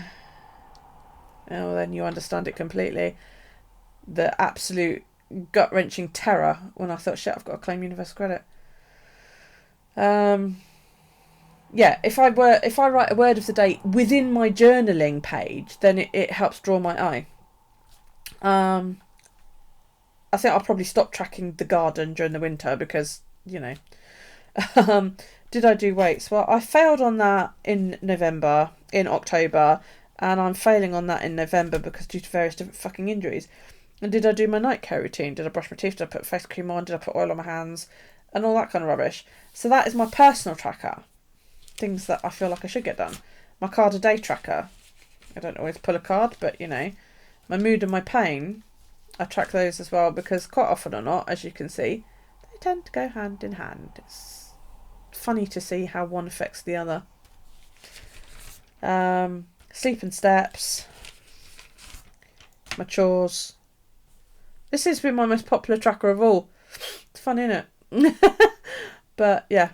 So chores because I'm bad at them. I'm really, really, really, really, really bad. I haven't cleaned the inside of my windows since before Stuart died, which was in June.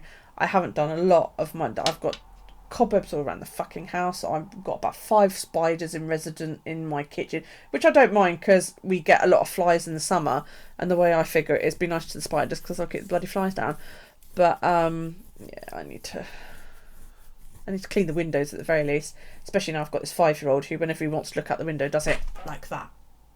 You know, I know quite a few people fell in love with the monthly with the chore tracker and follow it, which is brilliant. I know Michelle does.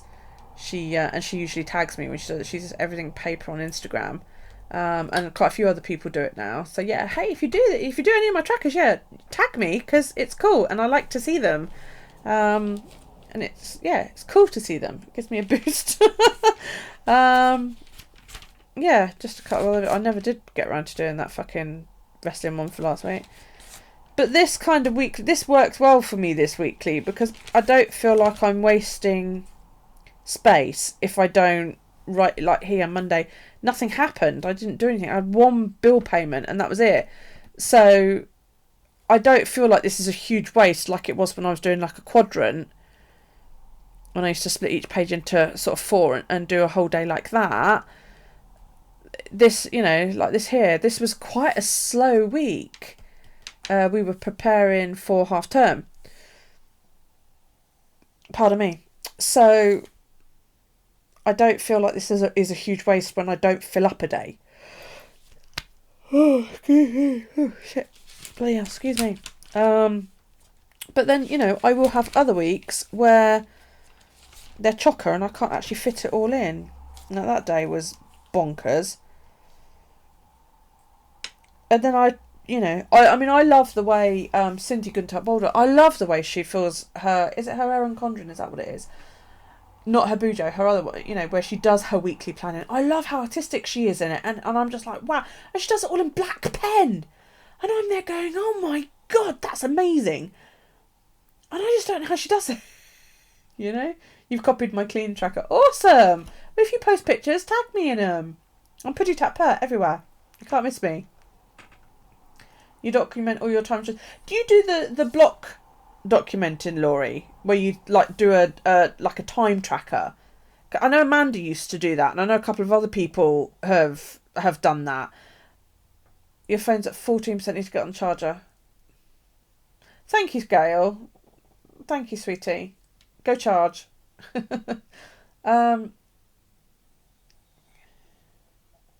Yeah. Do you do your like time tracker then, Laurie?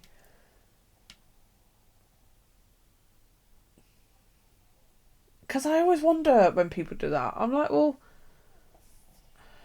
what if you forget something? You know, what if you're like 4 days later, you're like, oh shit, I forgot to write down that I did so and so. I mean, I can't remember who it was now, and she did dailies. And it's not structured. She literally, like, she turns a page and she writes down what day it is.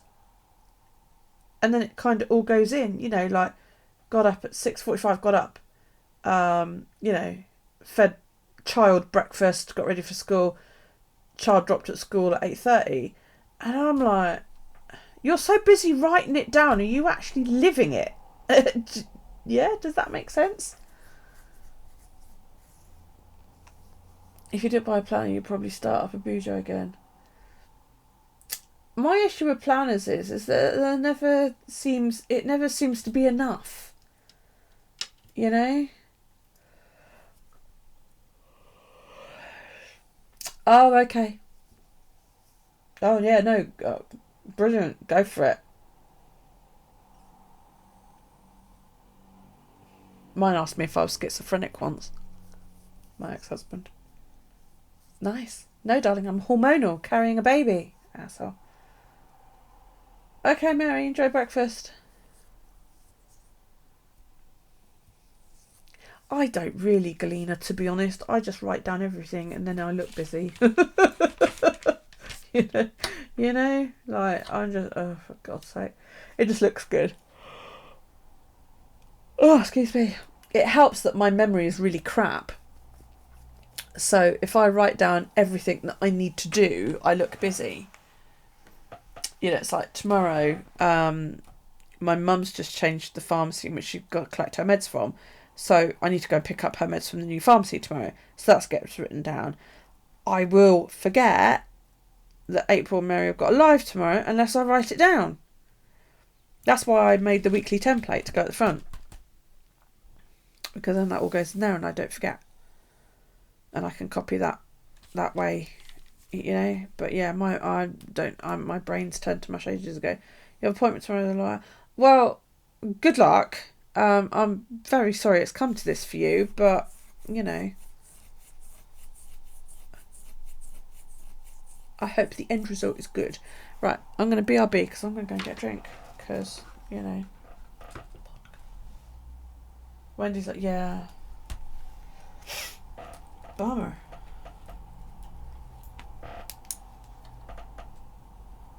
I should just put a thing through it because I'm a moron. Right, back in a sec, guys.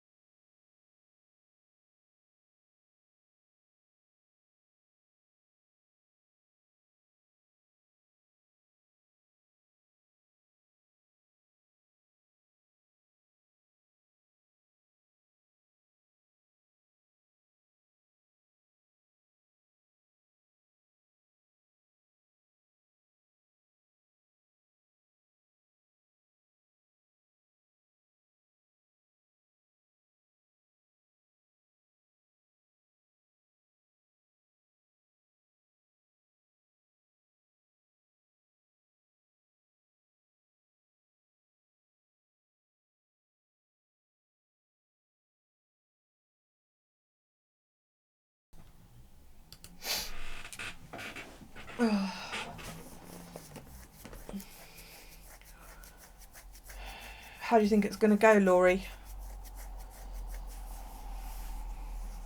It's cold.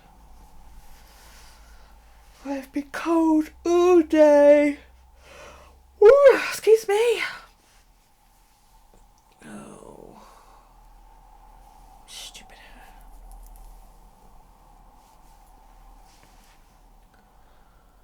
Oh, dear. Talk to me.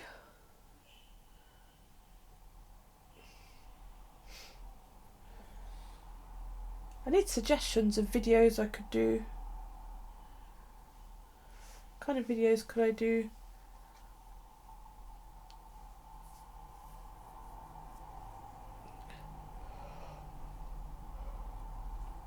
Oh, am I ready for Sunday? The party or the wrestling? Daryl's got his birthday party on Sunday. I'm probably not going to stay up, to be quite honest with you. The pre-show starts about 5, doesn't it? Is it 5 Eastern? What's that in English?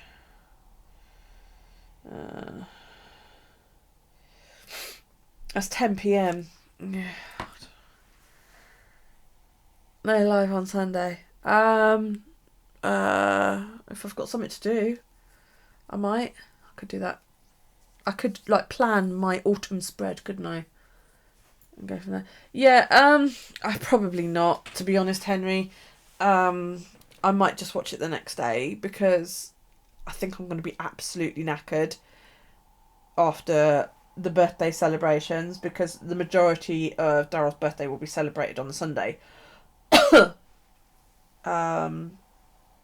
So I think we're going to have a very excitable small boy by the end of the day, who will hopefully be absolutely knackered, but I've got a funny feeling I will be as well. So, yeah. So, are you late again? Yes. By 2.5 hours. No, 2 hours. So, yeah, I might leave it till Monday, because my thought then also is that on Monday Daryl will be at school. I have nothing else planned for Monday. Bangers and mash, darling. Sounds lush. Enjoy. Have all the bangers. At least 3. Because I'm hungry. Yeah, I've got nothing else planned in for Monday. Daryl will be at school. So during the day while he's at school, Alex and I could, if he's not working, could sit and watch. And yeah, I will be able to watch it without the whole shit, don't fall asleep attitude, and I'll get a decent night's sleep. So yeah, I'll probably watch it Monday. I'm not sure about Sunday's live, to be perfectly honest, because like I say, Sunday's going to be manic and I really don't know whether I'm going to be up for it. I might just get an early night. If a link goes up to remind you on Sunday, it goes up. If it doesn't, then there won't be one. So yeah. Small boys' birthdays take priority, I'm afraid, and it kind of takes over your entire life sometimes, doesn't it? Birthday parties. Oh, they'll fucking stay at me. What a mess. How are you, Ingville Suzanne? You alright, my love? It should be good though.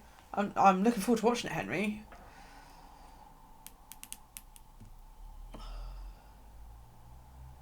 Alex is in a it's not a gauntlet match. Like a winner stays on type match. At his next show.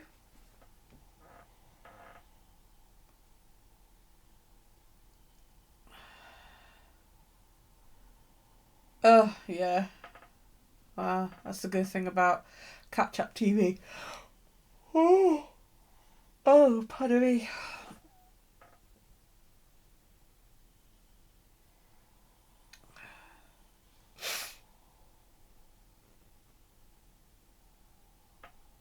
And then, like, there's Raw Monday night, which I will watch Tuesday.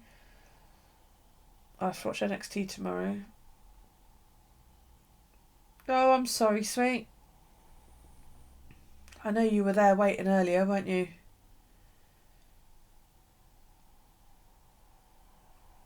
I think the network pisses me off. I don't get why Raw and SmackDown and NXT for that aren't like available immediately. That's dumb. I'm certainly not paying 10 quid for something where their main fucking shows don't appear. Exactly, yeah, I'm hoping, well, Raw and SmackDown. Oh, wow. Wendy says more blood is being taken and they're having discussions with another doctor in another hospital over the phone about the first results. Have they told you anything?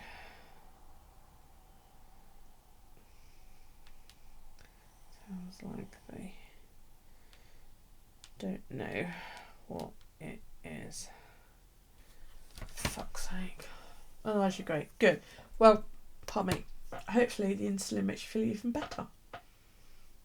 That's what's supposed to do, isn't it? Yeah. I just love how, like, it's getting like, this week ready for Sunday. Yeah, I have done. The live lot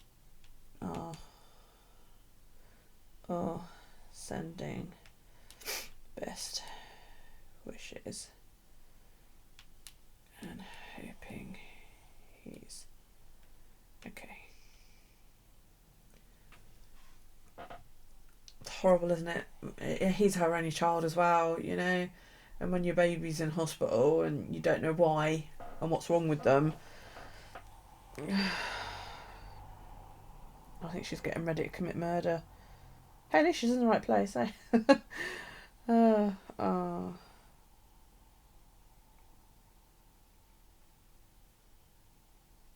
She's typing. I'm waiting for a response.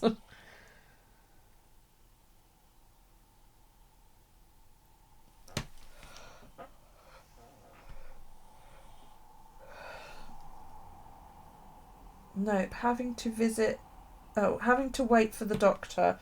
The nurse said only thing she knew was discussion about arthritis.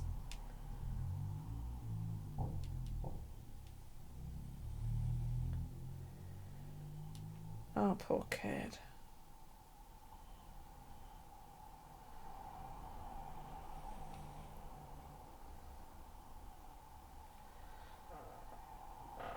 NXT War Games is Saturday. Yes, I know. Yeah, I know.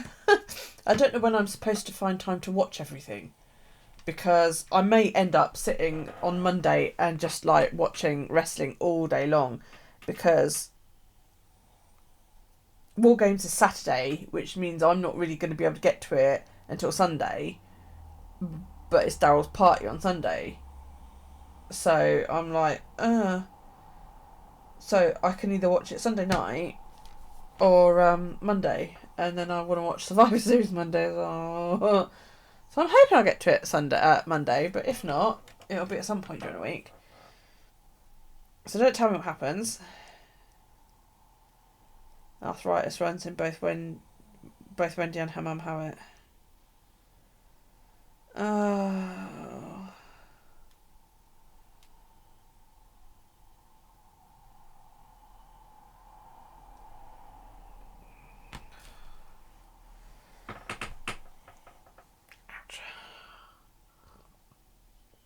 Your diabetes doctor is one of those who wants to save the world. You know she means well, but still. She just stuff you already tried and I don't like. One of those.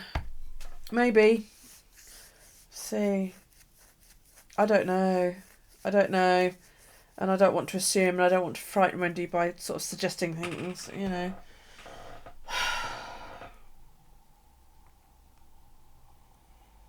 She must be frantic.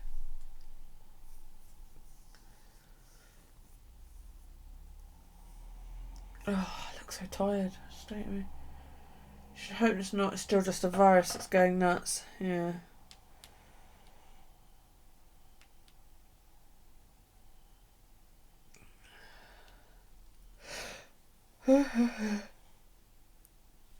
Oh, excuse me. Oh, God.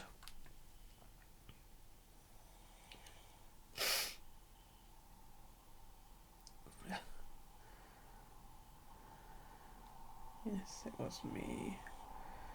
Stupid Google. So, yeah. So, if anybody's got any suggestions as to things I could do.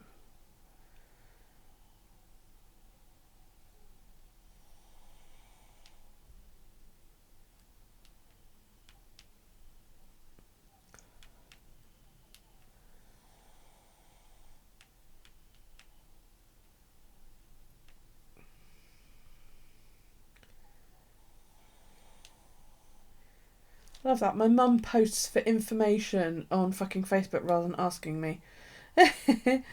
So, yeah. Galena, yeah. You know the bit where the Emperor comes out of the shit, the royal guards come out first, and they all line up in red either side, and Vader's waiting, and then the Emperor comes down the ramp. He's got a fucking walking stick. And then a bit later on, when Luke comes in as well, yeah, he's standing there with a walking stick in his right hand. All these years, and I didn't know that.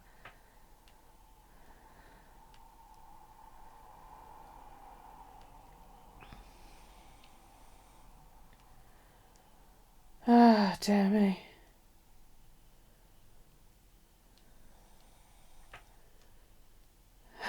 I was watching Return of the... For those of you that are like, what the fuck? I was watching Return of the Jedi earlier this evening, just before Daryl went to bed. And there's this one point where Emperor Palpatine's ship comes in, and Vader's standing there waiting for him. It's the first time we really sort of see the Emperor. And he walks down the ramp.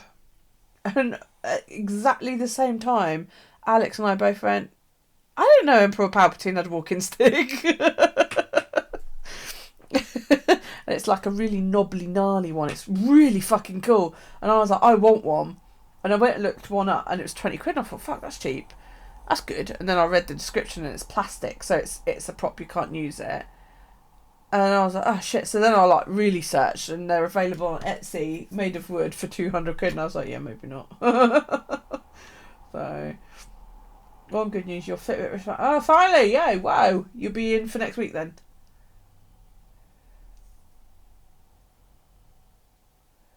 Yay.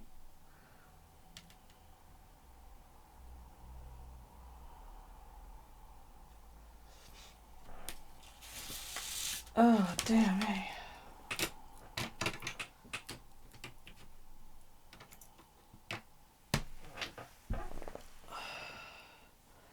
I've decided that sleep is one of those things that the more you want it, the less likely you are to get it. A bit like sex, really.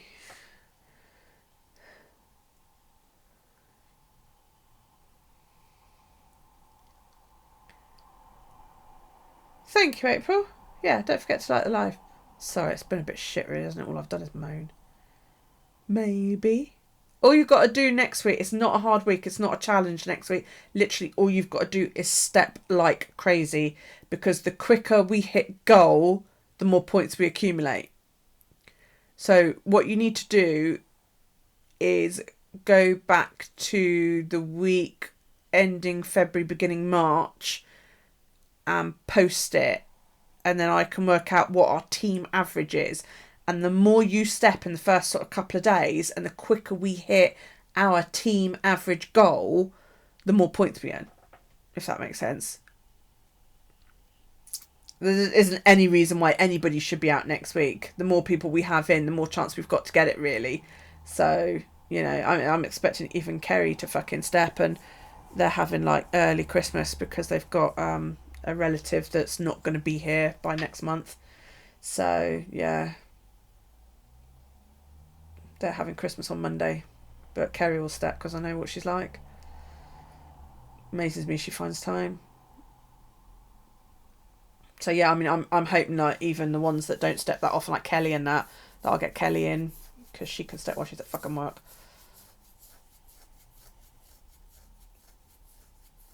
In a sense, but you are in. It's fine. Go read it, and then if you've got any troubles, send me a private message, and I'll see if I can explain it to you. Okay. Go and look at the post that says I need your averages, and see what everybody else has screenshotted, and then you'll know what it is that I actually want from you.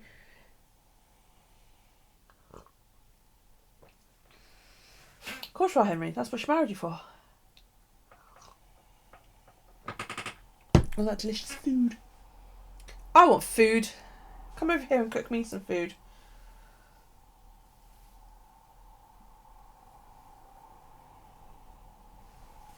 Oh, dear.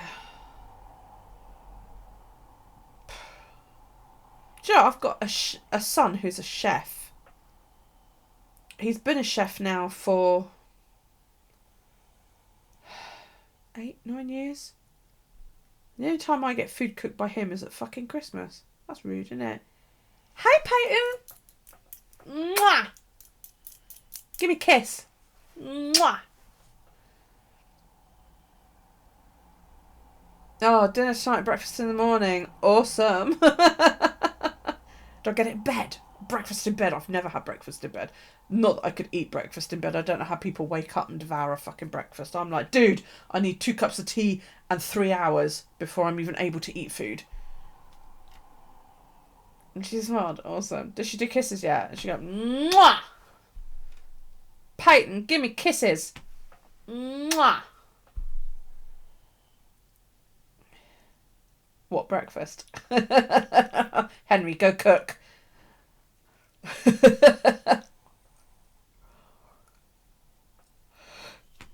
Oh, pardon me.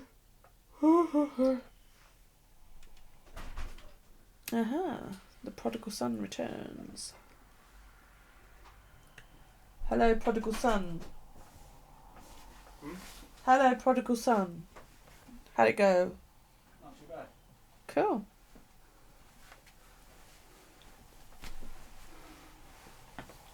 Oh, look, you is all sweaty. Yes. As Darryl used to call it, sweaty. Oh, have you got more bruises? Don't know. Yes. How are the shins? He has lumpy, bumpy, colourful shins, They're guys. not lumpy anymore, but It's still hurt. kind of hurt. Yeah, a bit sore. Oh, how hot sake. Paint me like one of your French girls. She's like, oh my god, I'm gonna get fuzzies. Face. The dog's a complete floozy. See you later, Henry. April, Amber and Laurie all say hi. Hi. Bet you're knackered, aren't you? Yeah. Working their training. Oh, I was just gabbling really because, you know we've got a really, really busy weekend of wrestling coming up. Because we've got Friday Night SmackDown, Yeah. Saturday's NXT Takeover, and Sunday's Survivor Series. Yeah, which we'll be watching Saturday, Sunday, and Monday, and then. But yeah, and then because Tuesday we've got Raw. yeah, but the other problem I've got as well is Yeah. birthday party on Sunday. So I've got training Sunday as well. and you've got training, so we're gonna have to watch it when you get home. Yeah. We'll watch Takeover when you get home on Sunday, Yeah. and then Survivor Series Monday night. Oh, it's War Games, not Takeover. War Games. Yeah, I meant that. I think it's Takeover War Games, but. And then Yes. Survivor Series Monday night. I've got to fit in April stream. And I was oh fucking hell.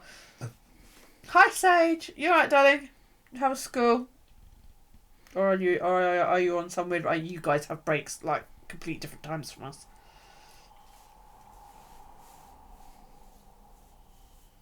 A soak in the bath worked for Kyle, Yeah, but.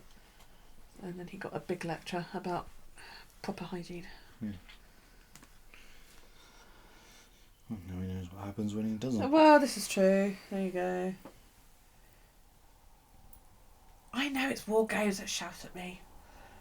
She says, good.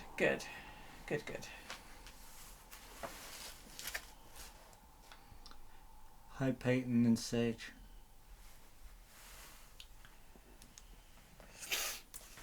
Oh dear. God. While I think about it. Yeah, no, can I have the card that actually, like, isn't worth fuck all now? Yeah, thank you. All these cards I've got, they're not worth anything. Oh, that reminds me. I need to write a letter. Yeah, we ran through our match again. Yeah? Every time Jackson says we're going to do some matches, Tash and Xander said they can run through their match. I'm like, fuck, I've got to take another 2 slaps around the face. Yeah. Because she's slapping me twice. Is she? Yeah. And Scrappy was like, you absolutely have to do that. Because...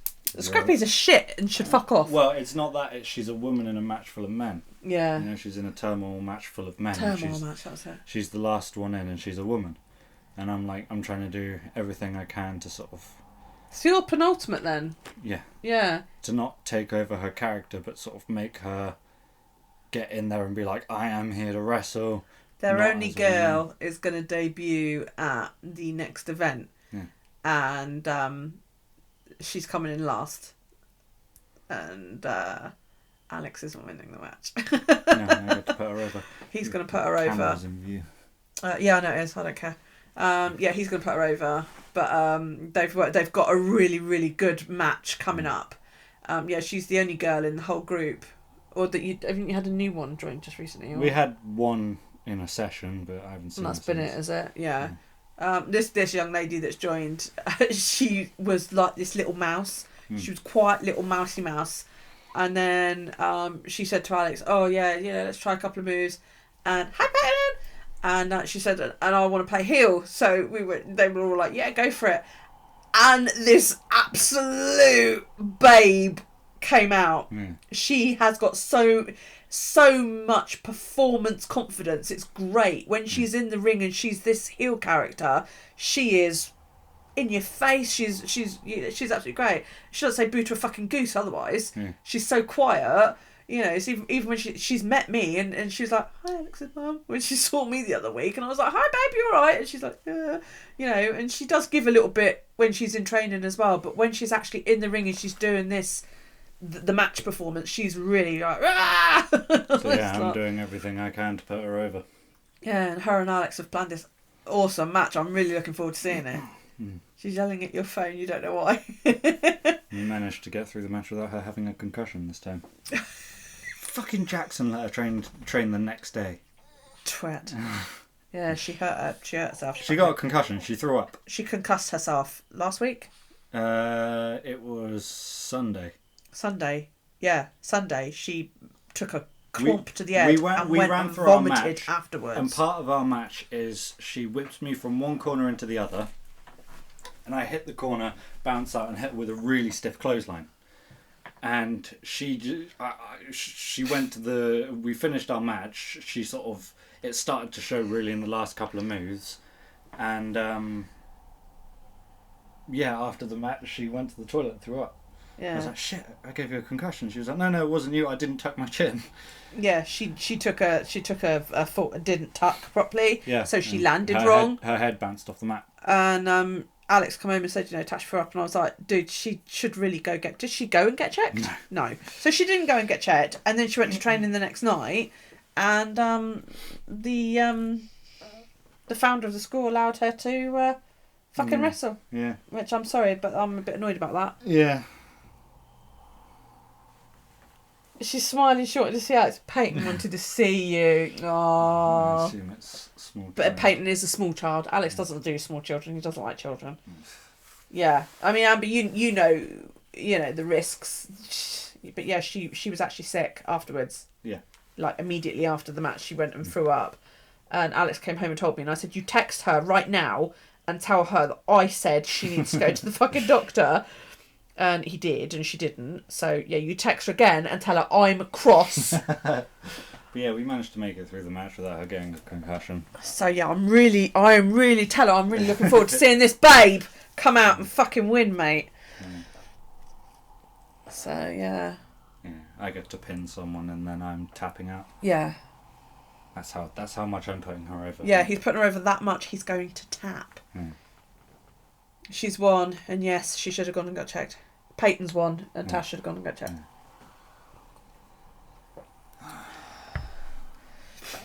Go for it. Well, don't mind if I do. No, I didn't. There's plenty more where that came from. Took a punch to the top lip. Oh, did you? Did you split anything? It bled a tiny bit, but I also took a kick to the balls, so there's that. Oh, lovely. Because she's supposed to duck one of my strikes and then give me a side kick to the stomach. And the way she keeps doing it is she keeps ducking the strike, turning, and then trying to do it like full on sideways. And her leg doesn't go that high, and she keeps just kicking me in the balls. And I've been drilling it into her head for ages. Duck the clothesline, don't even turn, just kick out backwards to my stomach. So yeah.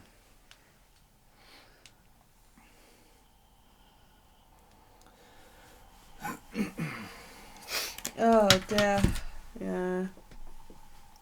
So feeling a bit ginger? Me? Yeah. It wasn't that hard a kick, but the punch, I definitely felt the punch. Go and have a soak then. You go and have a soak. Could you throw your cat out You throw for a it wee down. bit? She runs away whenever she sees me now. Where is she? Living room? Oh, yeah, on the back of the sofa, snoring. The cat adores him. Right. Whenever she sees me, she runs for it because she knows that I'm going to throw her ass out. And she'll hide behind the sofa or under the bed. And I'm like, fucking bitch. The other week I said to him, throw the cat out before you go out. And he said, yeah, sure. And he didn't. So I'm like, for fuck's sake. So I goes into the bedroom and she's on the chat. And the minute she saw me, she went into that mode where and they watch you and they're ready. And I'm there going, I'm ignoring you. I don't want you. I've come in to do something else. And I took one step into the room and she shot under the bed. And I was like, bollocks, you know? So I was standing there going, come on out from underneath the bed. So she shut out and she went in my room. She never goes in my room. So I shut his bedroom door. And then I'm standing in Daryl's bedroom doorway, going to the cat, come on, out you come. So she come out and she shot down the stairs. So I called down to Daryl, open the back door. So she went out because she had nowhere else to go. You know, surprised she didn't come in here. Really, she could hide in here for days and I wouldn't find her. But yeah, that's what she's like. If she thinks, oh, mum's coming, I'm going to get chucked out for a bit. Otherwise, she was staying here all day, and it's not good for her because she's not going out, she's not peeing, and she's not getting any exercise either. But then Sam's like, yeah, right.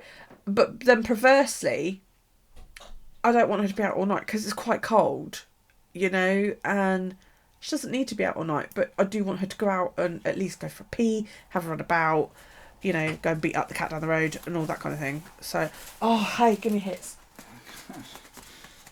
Do you want to know the trick? Take that bit out. Hold your hand out. How many's left? Alright. Your sofa nearly went out with her. Did the sofa nearly go outside for a wee as well? Yeah. Last time I tried to pick her up, the whole sofa went as well. I'm trying to get rid of that fucking sofa. It's fine, she'll take it outside. Yeah, but I don't want it in the back garden. I love these. These are called Hit. Do you guys have these over here? They're like 2 cookies surrounded by a layer of chocolate surrounded by 2 cookies. Peyton would love these. You should find out if you can get these in the US. Yummy. Even Darryl likes them. He doesn't do chocolate biscuits. He's weird, isn't he?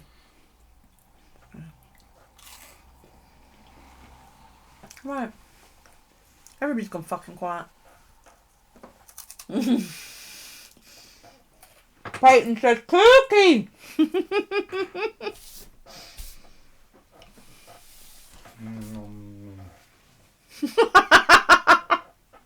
Is that my OPW shirt? If the sleeves haven't been cut off, then yes.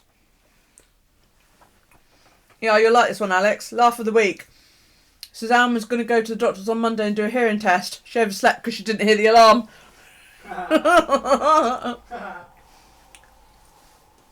Suzanne is done.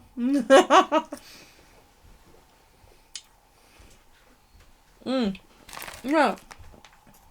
I like a cocoa cream in the middle. And then a plain biscuit or cookie around the outside.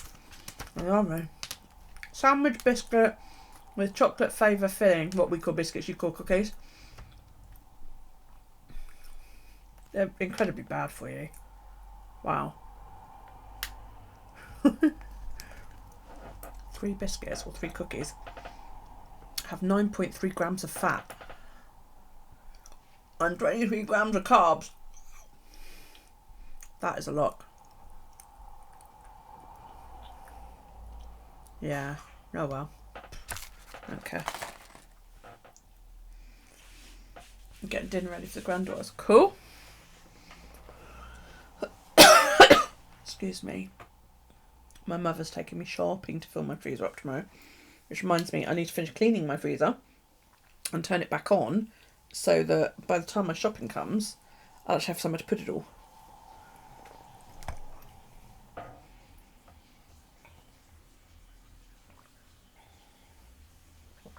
Ginger tea and toffee. We get toffee here as well.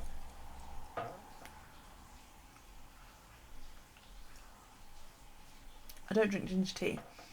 I don't get the whole flavoured tea thing. I'm not a lover of it, I must admit.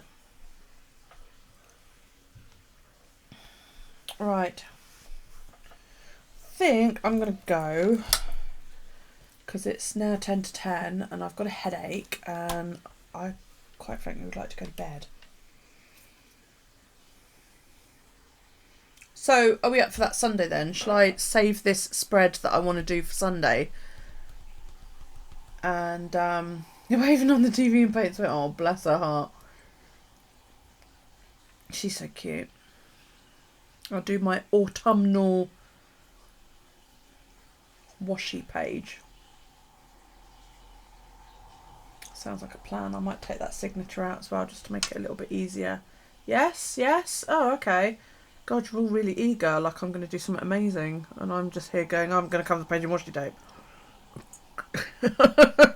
What fucking else I'm going to do? Could make a big envelope, I suppose. And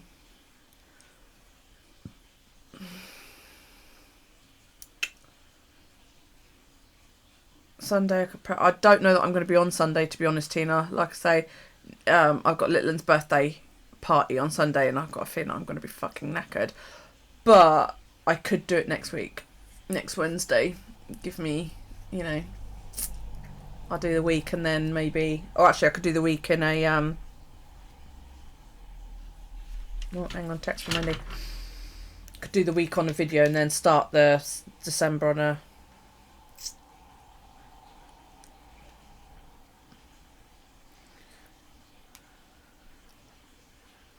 About to go home tomorrow to Children's Hospital for a scan and more blood work. Seriously? Sending him home?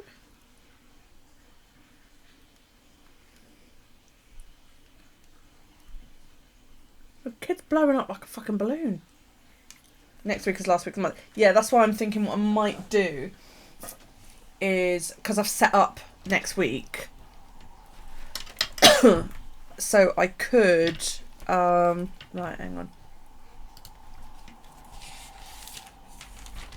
Yeah.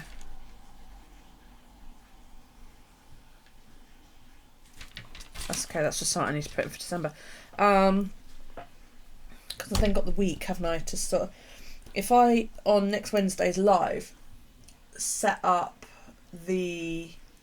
setting up the month, which gives me basically a week to get it sketched and ready. We could create a doodle list as a group. Yes. Excuse me. I can jot some ideas down, that's cool. And we could do journaling prompts as well, which I think might be a nice idea for people like Angel, if she's still here, who want prompts to help them journal more, you know. Yeah, so what I'm thinking is if I do the monthly setup on the Wednesday, I could video the weekly setup, because the week setup takes me half an hour, doesn't it really? Yeah, do the monthly there, do the weekly up on the Thursday or the Friday, or even on the Sunday. Yeah, you don't have to fill an A5 page though. I do, because I just write a load of crap. But do it half a page if that's how you feel. You know?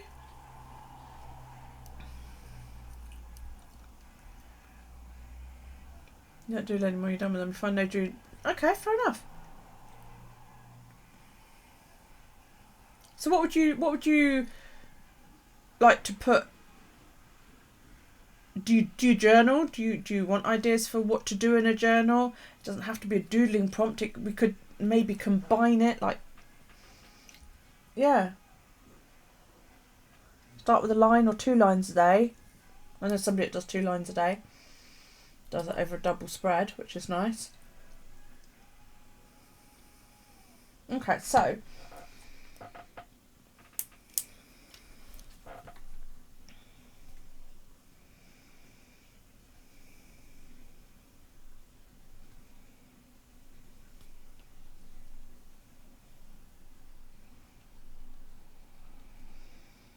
journal prompts, doodle prompts.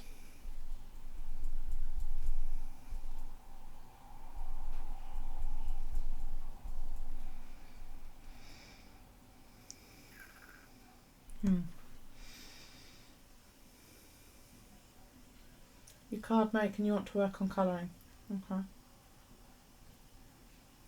You already journal every day. Yeah, so do I.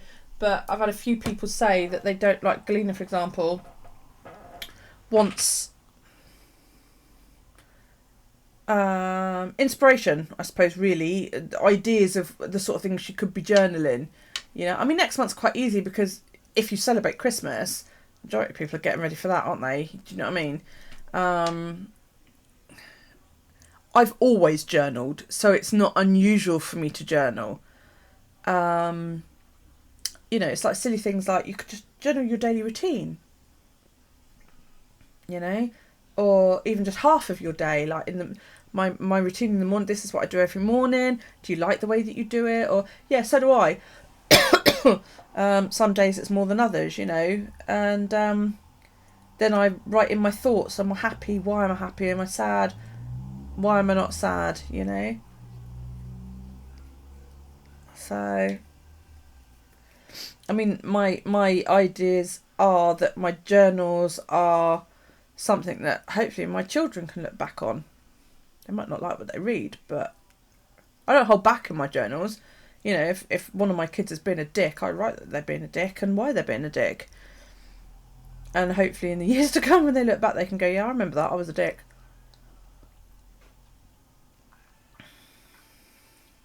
So that sounds really cool. Yeah. I don't have really many recipes to swap. I don't enjoy cooking. Baking I enjoy, but I only do basic stuff.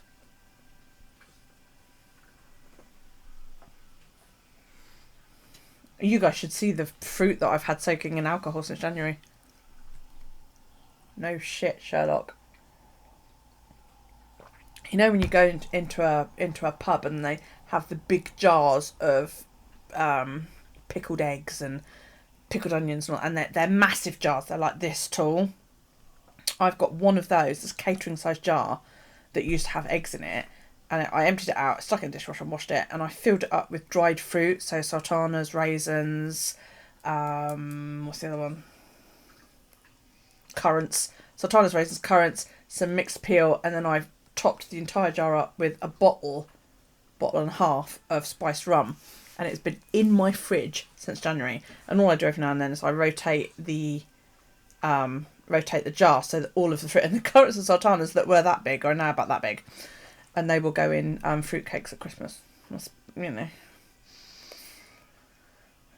And every now and then somebody opens the fridge, rotates the jar, shuts the fridge again, just so everything gets an even soak.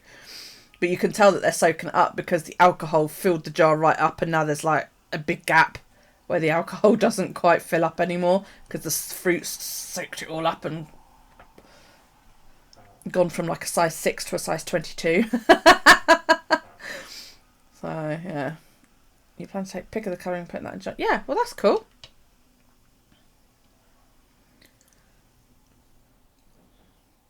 I want to do more scrappy junky type journaling, you know. I have no idea what swampy fries.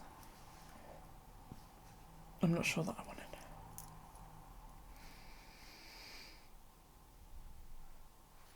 Hi Mary, how's breakfast?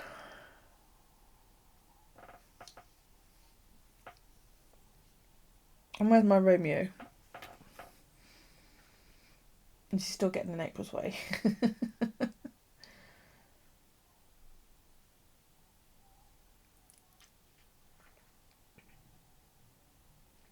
We're waiting for an explanation on what swampy fries are.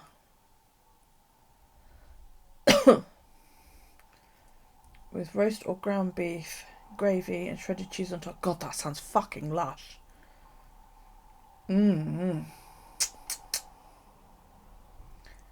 You showered, coffeed and eaten breakfast. You just chased him out of your bed.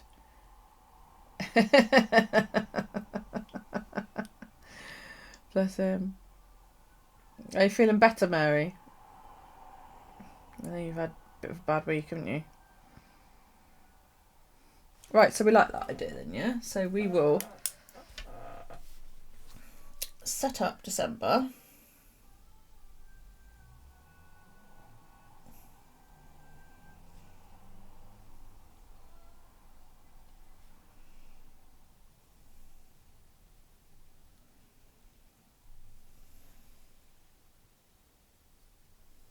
Oh, bless.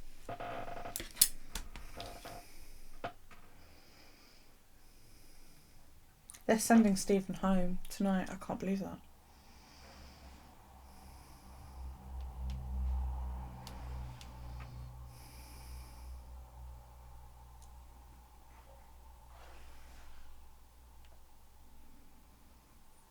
Oh my god, that looks like a kebab. And now I want it. That looks really nice. You're trying hard not to scream and cry. Oh baby, I'm sorry.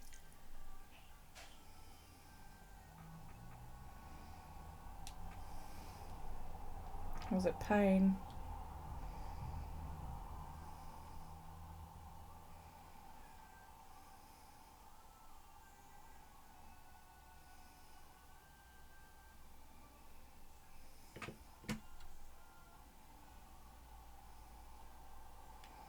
One of my boys has messaged me.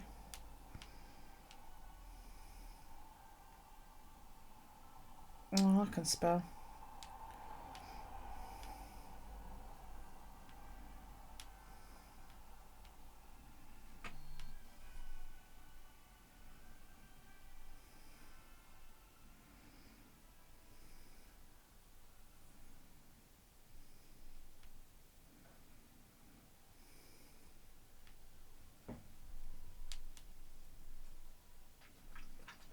Oh man, for crying out loud.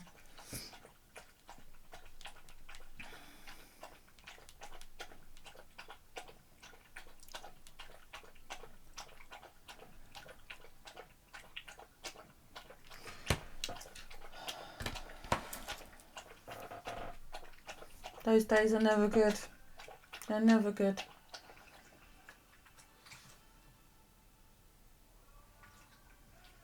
I wish I could help. Have you quite finished slurping? Are you just going to slurp and leave? I mean, really, how rude. Yeah, she is. She's gone.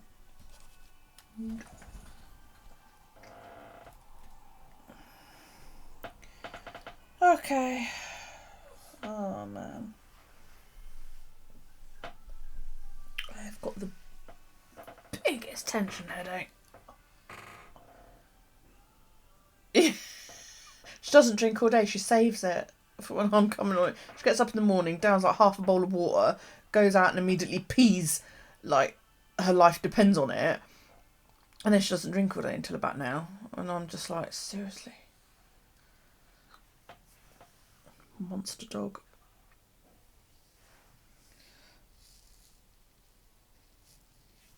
Oh, dear.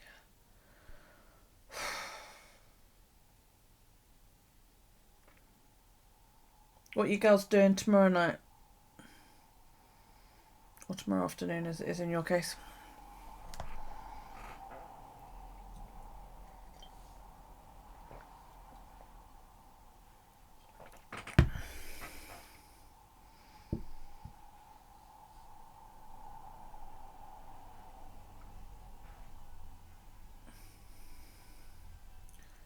Don't know yet. Don't you hate that? I hate that when I go into a live and I'm like, I've got no idea what I'm going to do. And they end up being the 5-hour ones. You know, I go into it thinking I'm really not in the mood. I don't know what I'm going to do. I've got no plans, no ideas. And then all of a sudden it's like 5 hours have passed and I've, you know, created loads of stuff. Okay, stick putting up a shovel and pantry. Awesome. I need a guy that can teach me shit like that. You're not doing anything. Fair enough.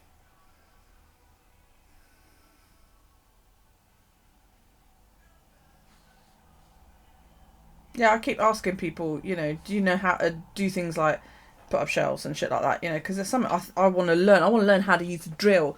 So it's like I've got really, really dry walls, and you slam a picture hook in and hang a picture off it, and, you know, 3 hours later it will just fall out of the wall. You know, picture hook the lot with a clump of plaster, because it's so dry. So you need to drill into the wall, plug it.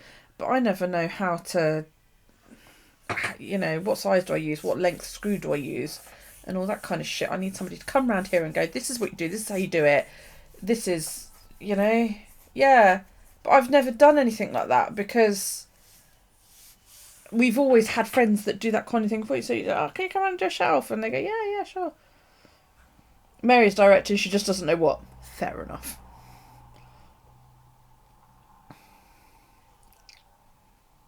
Yeah, I know I do, but like, which one do I get? Because there's like 3 or 4 different colours. How long a screw do I get? How do I know how big a screw to get? You want a hot pink drill? Yeah, it's like I've got a wall mirror. A friend of mine sold it to me the other week, and it's fab. It's one. It's got a nice wood surround. Yeah, no, but I can't find that information mirror. I watched like 400 videos the other week that told me all the same fucking thing, and I left comments asking these questions, and not one of them answered me. I want a purple drill. That's not fair. I want one. You know, so how do I work it all out? I want to go to a DIY store and do a DIY course. That's what I want to do. But there's nowhere here that does anything like that, because it's fucking shit living here. Isis.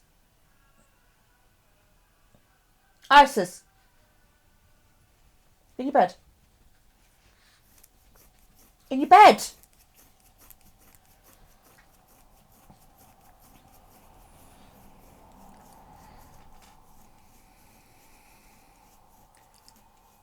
You need to know how much something weighs. But I don't see DIY men doing that. When I call somebody round to put up a shelf, they just come round and slam a wall plug in and screw in, and it fucking works. I don't see them standing on the scales with a fucking mirror.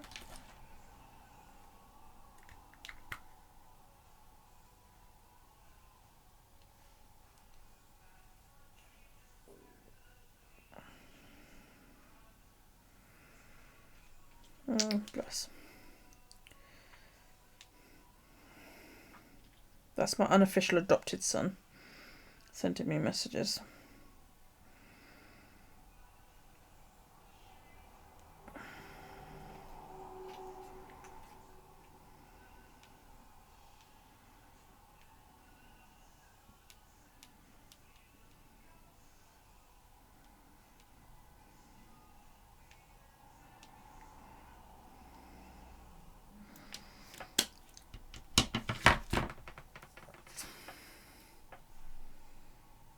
Yeah, I know. Oh dear. But yeah, I mean, honest to God, the walls are so dry here. Yeah, and it's like length as well. You know, how long a screw do I get? And I'm just crap with that kind of thing.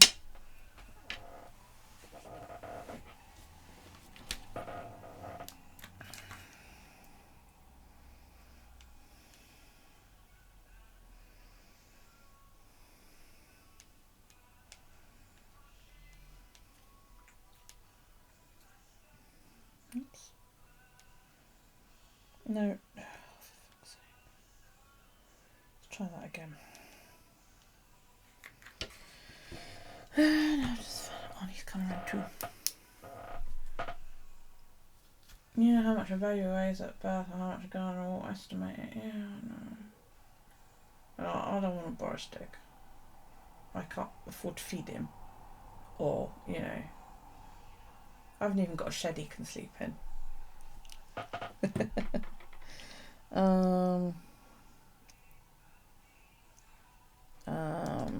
Okay, I've got Arnie coming around.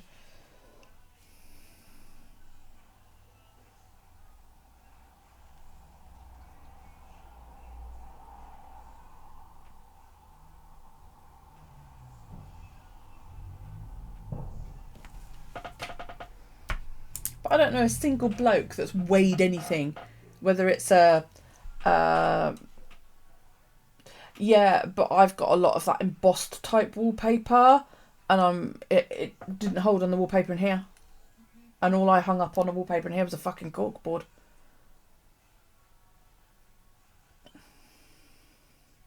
Yeah, no, I tried. It's weird because it's that like textured wallpaper, and then we painted it with crown paint, and it's we painted it like 4 years ago, and it still feels sticky. Does that make sense? You know, you touch it and it feels tacky.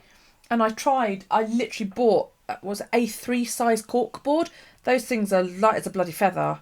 Even I can carry one for miles on end, and it wouldn't stick. So I'm kind of reluctant to try them. Which ones was it I got? I've still got the wrapper. Jingle, jingle, jingle, jingle. Oh man, there's batteries everywhere.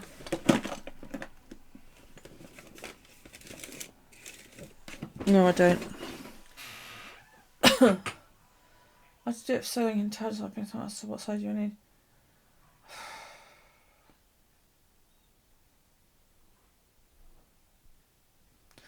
Yeah, but I just, I just want to have like, I just want to be one of those people that's got a supply of wall plugs and supply screws and go, yeah, I need that wall plug. I know the majority of them seem to use the red wall plugs. I have figured that much out. For simple things like, lightweight shit like pictures and stuff, I need the red ones. They're the smaller ones, aren't they? The ones that are about like, an inch long. So yeah, I can get a shed load of them for things like that. But at what point do I upgrade to heavy ones? It's like Callie wants some of those floating cube shelves that look like you've just stuck a cube on the wall. She wants a load of that, and we pick some up here, and those are fucking heavy. But there's nothing with them to tell you, A, how much they weigh. There's no screws with them. There is nothing with them. So I've got to go and buy screws and what, and I'm like, well, I don't know what ones to get. And how long should I get? And when you go to the hardware store, they've just got, this is a 3-inch long screw. And I'm like, yeah, but how much will it hold?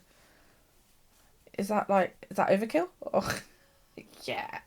Well, the cube, the ones she found, I suppose, are about, the biggest one's about 1.5 feet. Maybe 2 foot, the big one, and then there's like 2 stacked inside it. But all three of the 3 of them together, as you pick the set up, they are really, really heavy. And I'm like, well, there is nothing on there to say what size I should get. There's me thinking I need a masonry fucking drill and drill into next door to hold the fucking things up or something. But pardon me.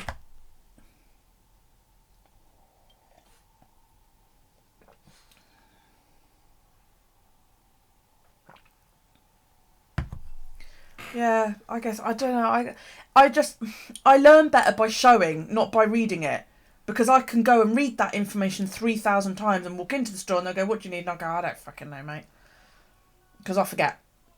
Whereas if somebody shows me what it is to do, and not only that, I don't trust myself with shit like that. I don't trust myself to drill into the holes in my house. You're banking on the fact that the people who work in the hardware store here knows what they're doing. When I can tell you my neighbour, who lives 4 or 5 doors down, works in a hardware store, and they've put him in the gardening line. He knows fuck all about gardening.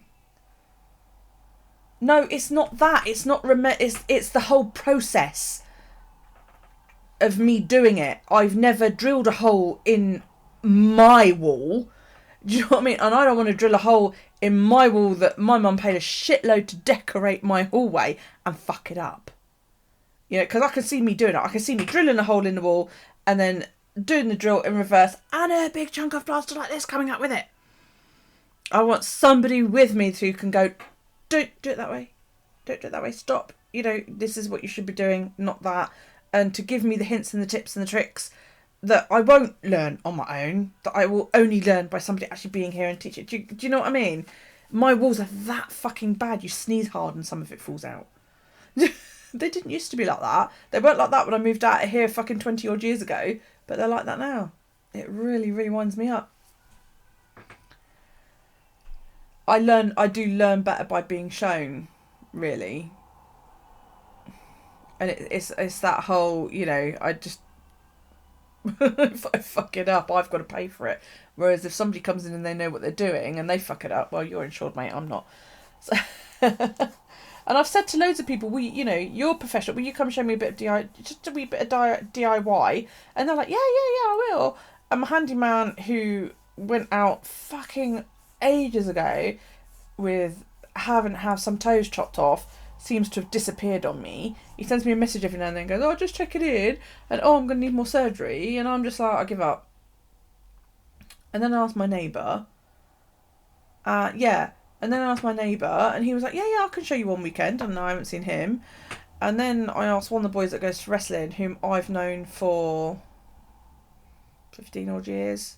Not known, do you know what I mean? I met him through Stuart 15 odd years ago. He's Stuart's brother's best friend, and Alex said to him, you know, you can do DIY and all that. Do you mind go around showing my mum? And he was like, yeah, that's fine. Well, I haven't heard from him either. You know, he's a young bloke with a family and all that lot. And I just feel like I'm imposing if I'm constantly hounding people. You said you would show me this. Do you know what I mean? I feel like I'm bothering everybody at the moment.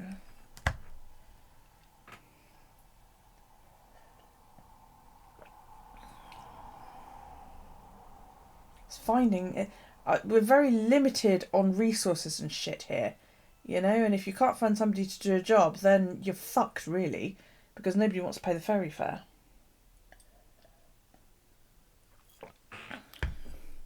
It's one of the things I hate about living on an island.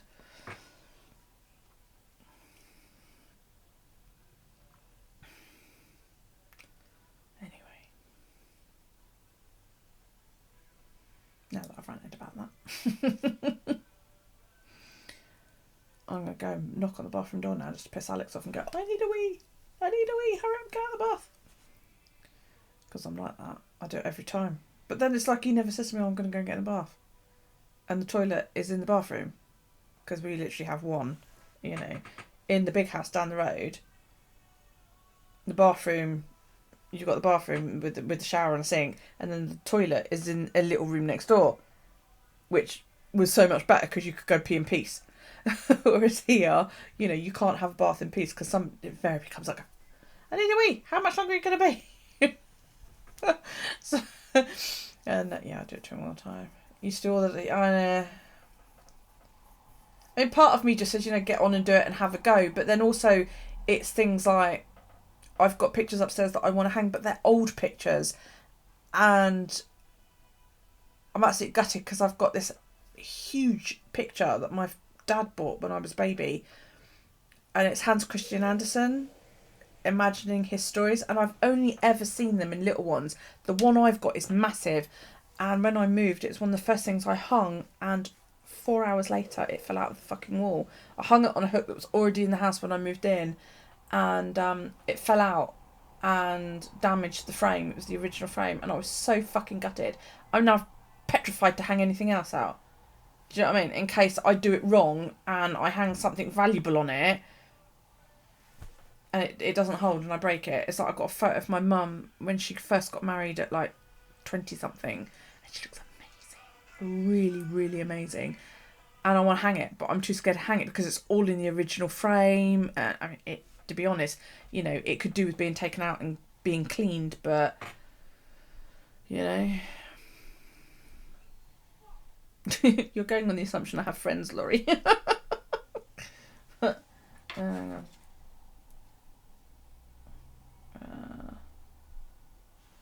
Okay, that's cool. The time I get to you, I should be back by there.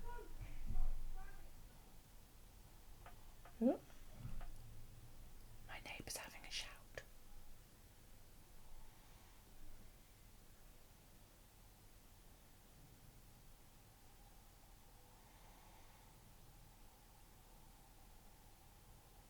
He seems to shout at his cats a lot. I think he's got 2 young cats that sometimes get a bit over enthusiastic.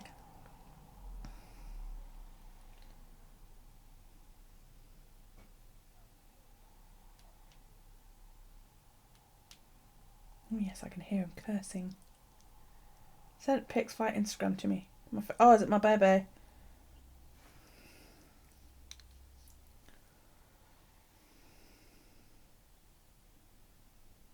It doesn't say. It doesn't say you have. Hang on, let me refresh it. I've only got the ones from Sunday.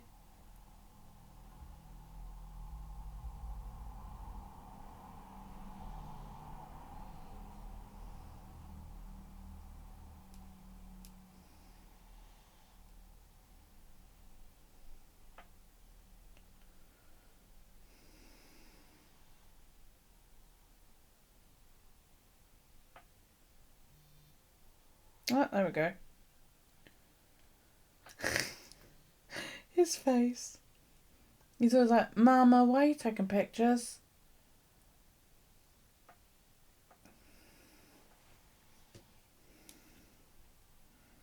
That guy I'm watching Auntie Sam on the telly. Roms. Beautiful boy. He's so gorgeous.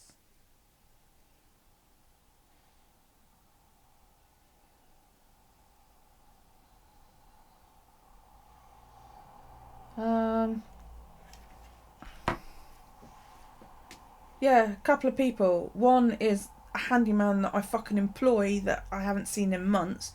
And the other one, like I said, he's a family man, and, you know, getting anybody to do something nowadays seems bloody impossible. Have lucky note gate. Write down you need to get done and your handyman pick a note and then they do it. Yeah, right. I used to, all the rage was back in the 80s and 90s was a paint party.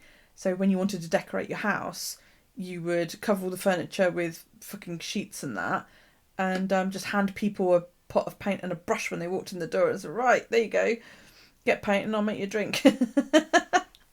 I never actually got around to it. I meant to do that and I never actually ever got around to doing it. But yeah, I don't socialise very much, guys. I don't, you know. I literally don't do fuck all. I don't see people. I'm not a sociable person. I've got shitloads of people on Facebook and I don't talk to half of them. I don't talk to actually 90% of them, but there you go.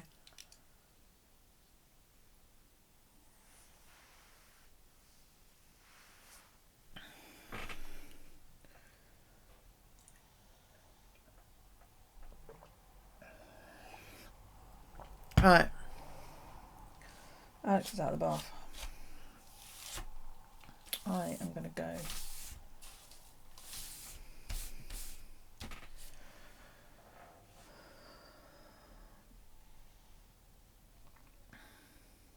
Yeah, I might get Alex to talk to Mike and see if I can get Mike over to just do a few bits. Trouble is, I'm one of those people that I go, oh, is there any chance you could come over and do that? And if somebody says yeah and then they don't, like, follow it on, after a couple of weeks I'm like, oh, you know, I'll give up. Because I hate chasing people and I hate the feeling that I'm bothering people, do you know what I mean?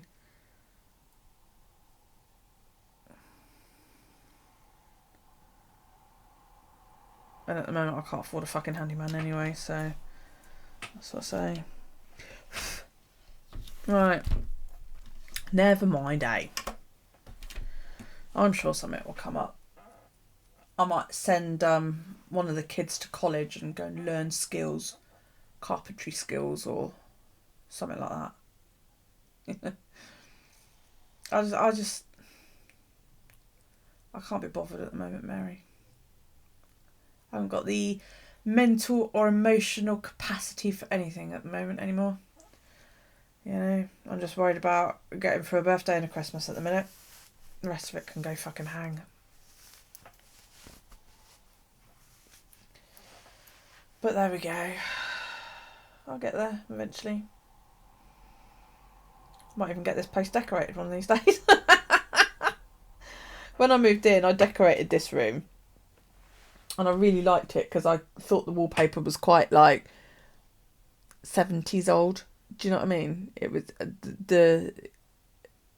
it's got like lines that go up and down like that. It's all embossed lines that go, and then you've got like two interlocking squares, and they've got like burlap type hatching in, And then we painted it all cream because I said I don't want dark colours, you know, I want quite light colours. And it looked absolutely great. And then just after we moved in here, we got a couple of kittens. And the little fuckers, it's like I'm looking at it there, there used to be a sofa here.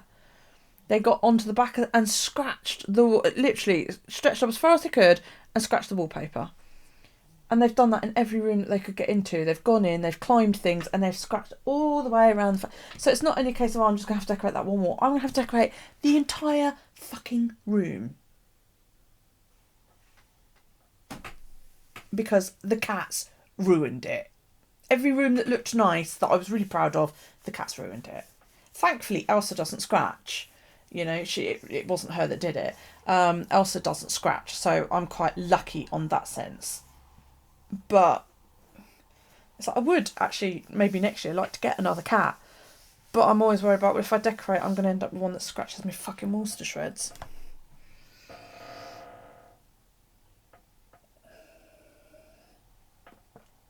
It's Romeo a scratcher.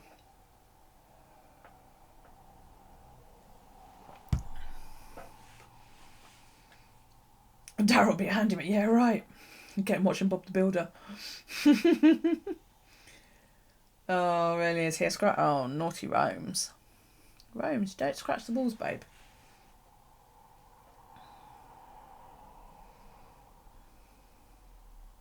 Oh. Just don't move. There you go, that's the solution to that. That's what my mum said to me the other day. She said, well, if things get too hard, you can always move back in here and we'll figure out something. And I was like, have you seen how much stuff I've got? What the fuck am I going to do with it all? And then there's also the whole, I don't really want to live in the same house as my mother and the majority of my children. Fuck that. What do I want to live with them for? You know? And then it's just like, I would have to decorate this entire house before I could rent it out to somebody. Yeah, because she's like, oh yeah, we could get, you know, X amount of money per month for it. And I'm like, yeah, but we're going to have to spend a shitload fucking decorating it, redecorating it. Because we didn't decorate it all. We decorated this room and the master bedroom when we moved in here, and we painted over wallpaper in all the other rooms. We did a quick move-in job because this got wrecked. But I need to redecorate in here. I need to redecorate in the master bedroom because the cats scratched it all and fucked it. We need new carpets throughout because we only had cheap carpets put down, and having a dog, various cats, and now a 5-year-old running all over it, they've started to lift and fray, and, you know, I need decent carpets. And she's like, well, you know, we could do that. And I'm like, we would have to spend a fortune, which we don't have, on this place, redecorating it. You know? And then I'm like, I don't want to live with all of you guys again. You know? I mean, I know that in the next year to 2 years, she's going to end up living here because she's going to need me to look after her. And to be perfectly honest, I'm dreading it. You know? Because it's my mum, and I don't want to live with my mum. That's why I moved out. You know?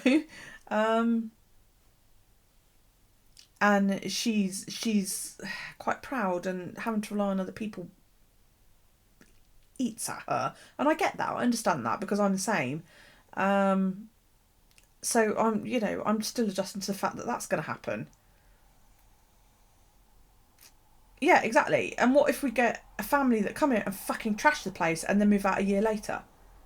You know, you can't guarantee that whoever we get in here is going to stay here on a long-term rental basis and treat the house well and going to get on with the neighbours and not, you know, we've got somebody who lives down the road and she's fucking druggy and she has late night parties that go on really late. She puts speakers out in the garden and it's a nightmare.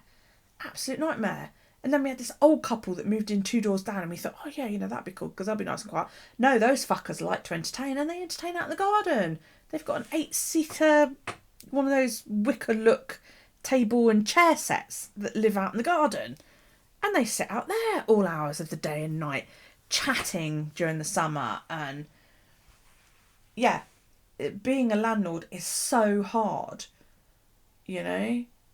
That's why, in a sense, we were like, you know, we'll just rent the rooms out to the kids. But depends on, you know, I don't want to move back out. So I said to her, you know, when I moved back into here, we bought this house in 1984. I was 9 years old.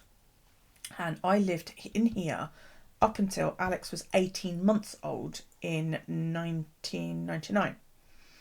And I moved out of here just before Alex's second birthday, down into the big house down the road. I then spent 14 years living down here. I still consider this is my childhood home, even though I was, you know, 9 when I moved in here. My dad, we were in the army before that and we moved about a lot.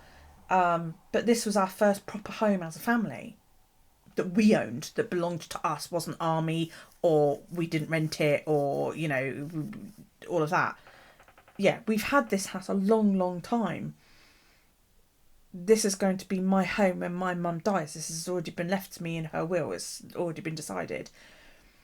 I moved into the big house because when my children were born, I had an autistic child who needed space, and I had 4 children under the age of 5. I needed more than a 3-bedroom semi-detached house gave me, you know.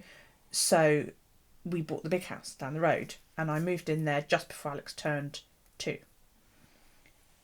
And we lived there up until 2013. Then I moved to Romsey, which is on the mainland, and I lived over there for 18 months, and then I moved back. And I lived in the flat next door to the big house because we own that as well. And I lived in there for a while, and it was ideal. It was a 2-bedroom flat, and it was lovely. And I was quite happy in there. And my sister was living in here. And then she turned around and she said, my children are ungrateful little bastards. I don't want to live with them anymore. What should I do? And my mum said, well, should I evict all of you? And you can go and live in the big house and rent a room down there.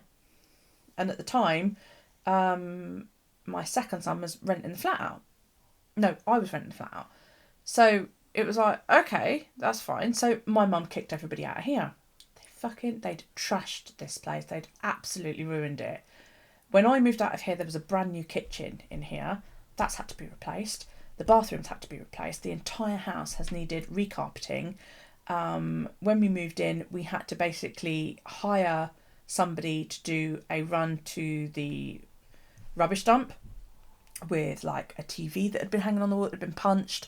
There was crap been left behind. It was disgusting. It was horrible. And this is what her kids had done. Do you know what I mean? And I was quite happy in the flat down the road. Yeah, that's fine. You know, I don't give a shit. The kids were all living in the big house next door. Alex was in the second bedroom, you know, but we knew eventually, well, he would move out and Daryl could have the second bedroom. That was fine with us. And then Mum said, well, what do we do with the big house? What do we do with this house? So I contacted my now ex-best friend and said to her, the house is available. Do you want it? Because she'd been saying to me for years, kick your sister out and let me move in and I'll do it all up and I'll do this and I'll do that.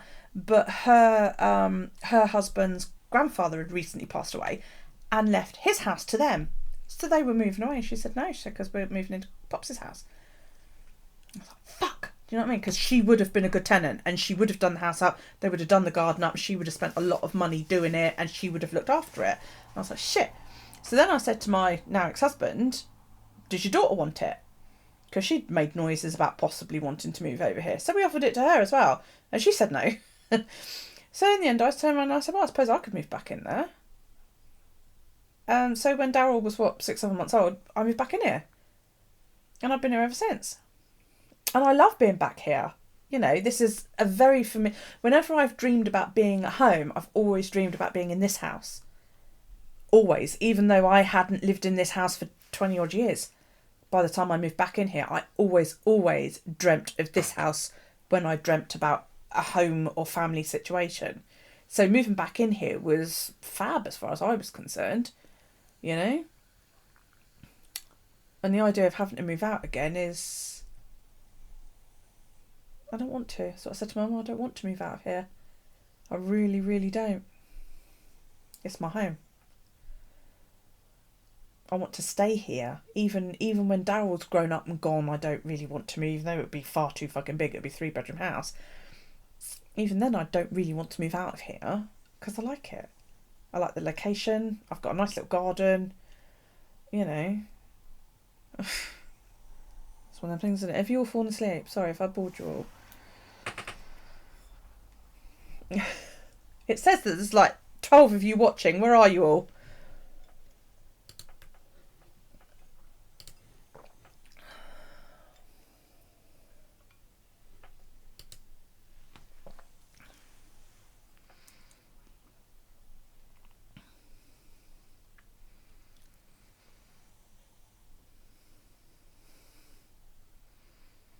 I'm going to sit here and look at you all until somebody talks to me.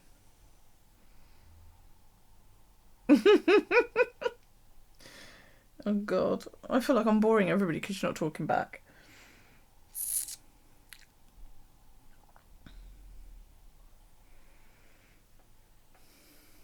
Let me vent, thank you. No, but I don't want to pack all that shit over there and move it down the road. Because I wouldn't be moving back into the house, I'd be moving into a couple of rooms, and I'm just like, no fucking way. No way.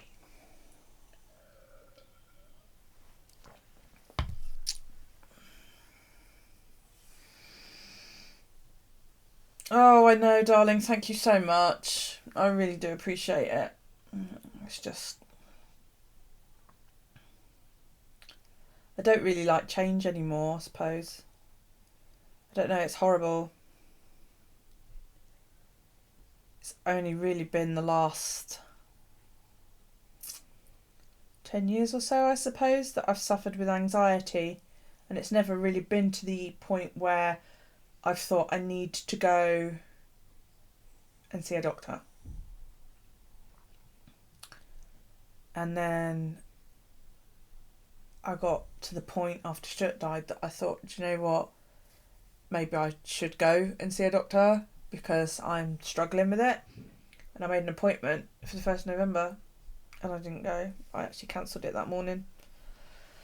And then I rebooked it that night, rebooked the appointment. And I can't get in now until like something of December. That's how long it takes to get an appointment. And I'm sitting here and I'm arguing with myself. Need to go see a doctor, I need to go see a doctor, but I don't want to go see a doctor. I don't want to admit to a doctor. It's actually taken quite a lot for me to sit here and say this to you guys. I don't want to admit to a doctor that I'm struggling. Because you don't want to admit to people that you're struggling. You don't want to go to a doctor and admit that you're struggling. My family don't even know how much I'm struggling. I think my mum does now, but the kids don't. And you just kind of think, well...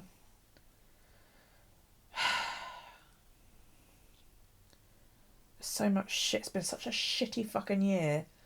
I want it done now. I just want it over. I want to enjoy Daryl's birthday and then, yeah.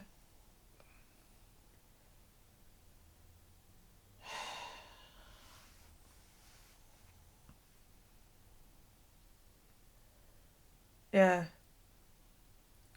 And I think I'm getting to that point, April, where I don't have a choice.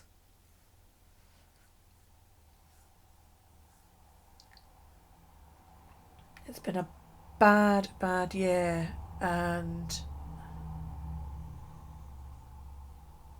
it just feels like it's just one thing after another. And it has this year. It has been one thing after another. And you just get to the point where you think, I don't want to go out. I don't want to deal with people. I don't want to talk to people. I don't like people anymore. I can't remember the last time I went out socially other than to watch Alex wrestle, you know. I used to go out and watch my friends who do the band. I haven't done that for months. 3-4 months. Don't want to. Can't be bothered. I don't want to be around people, you know. It's bad enough going up to school twice a day when there's all those people and you're just like, oh, go away. And they're like, hi, how are you? And I'm like, fuck off.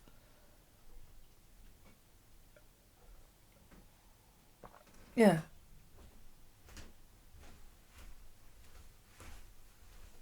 Yeah.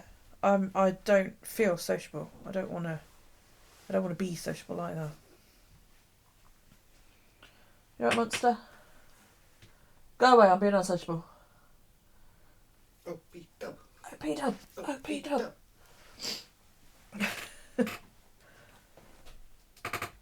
Yeah. I suppose it is for me as well. You know, it's the only time that I am really sociable.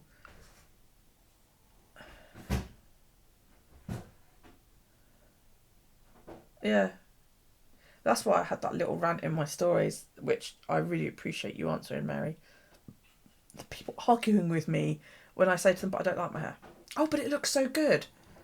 But I don't like it. Oh, but I really, really love it. And I'm like, you're invalidating my feelings by arguing with me about it. I've told you I don't like it.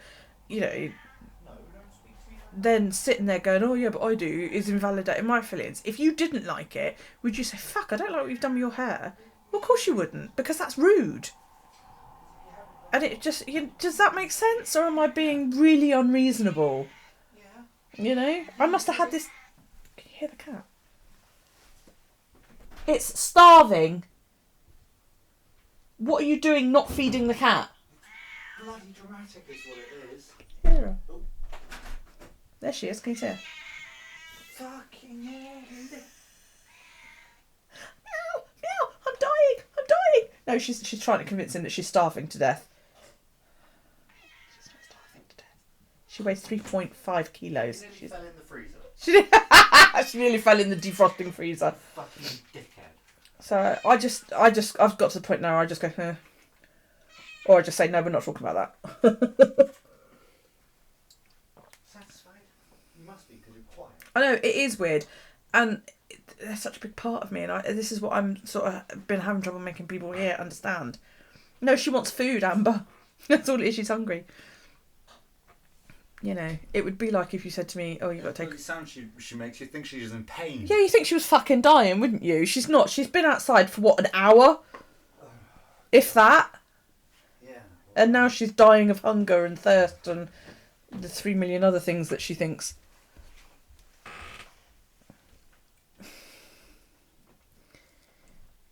My mum has never really liked me having dreads. And she thinks I look better without them. And I know quite a lot of other people think I do as well. But then it's sort of like, well, they've been... I've had dreads for 12 years, do you know what I mean? And it was something I wanted, and cutting them wasn't something that I wanted to do. Exactly. Me without dreads is not me, because, you know... I mean, imagine how I'd look if I took all my piercings and shit out as well. I'd look fucking odd. Or, you know, when I didn't have my nails. Well, they're a part of me as well. That's why I've been going to the same technician since she was a student, and that's been over 20 years. No, it's not bad. I'm not saying it is, but it's not what I want. It's like when you go to the hairdressers, Amber, and you ask for, you know, oh, just take an inch off, and they give you a pixie cut. It's horrible because it's not what you want, and it's, in a way, it's quite devastating. You know, I mean, I don't want to liken myself to people who have been through conditions where hair loss is a part of it, whether that be alopecia or chemo or whatever. But in a way, I do feel like that because I've lost this, and they are a big part of me. You know, I mean, I love the colour. That's about the only thing I do like. And I love being able to, like, I could go and have a bath now and go to bed in half an hour and they'd be dry, which I love. That's about the only thing I don't like. Yeah. Yeah. But do you know the amount of people that don't seem to understand all that? It's weird, isn't it? So that's why I had my rant on my stories the other day. Because I walked into the groomer and she looked at me and she went, wow, oh my God, you've cut your hair. And I was like, yeah. I said, we're not talking about that. Oh, wow, it looks so good. Oh, wow, yeah, I love the colour, blah, blah, blah. You know, women cool for colour that. And I was like, yeah, but I don't like it. Oh, but it looks so good on yours. Here we go again. Yeah, fuck it, yeah. Sometimes I do want to say to people, fuck off. Leave it off, you know, give it over. And only one local person, when I've said to her I don't like it, she said to me, I'm so sorry, you know, what don't you like about it? And I've said to her, you know, blah, blah, blah. And she's like, yeah, I'll totally understand. And she's like me. She's alternative in that she's a rock chick. She wears a lot of jewelry, a lot of piercings type jewelry, she, big clunky boots and all that lot. And she got it. And I'm like, why does it take somebody like you to understand it rather than your everyday people, people that dress normally and have normal hair and don't have a ton of metal in their face or whatever? Why don't they get it?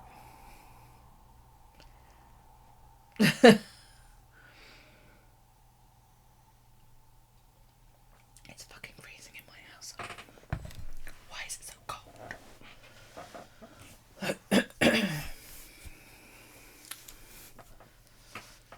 I mean, if I said to somebody, oh, wow, you've cut your hair, I like it.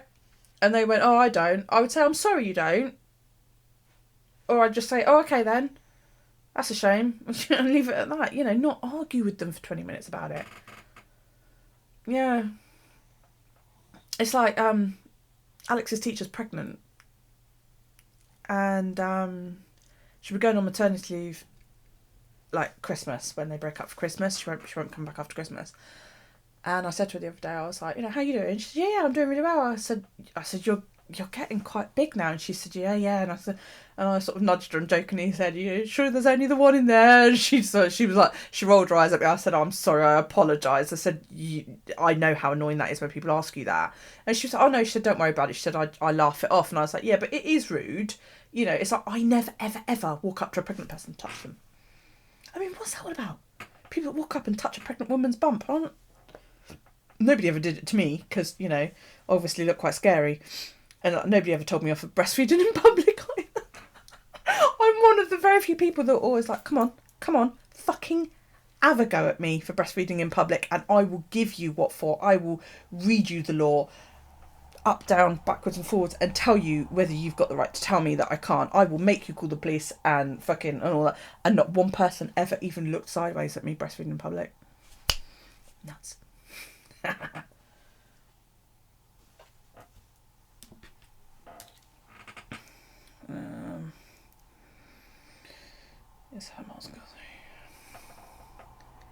It's just like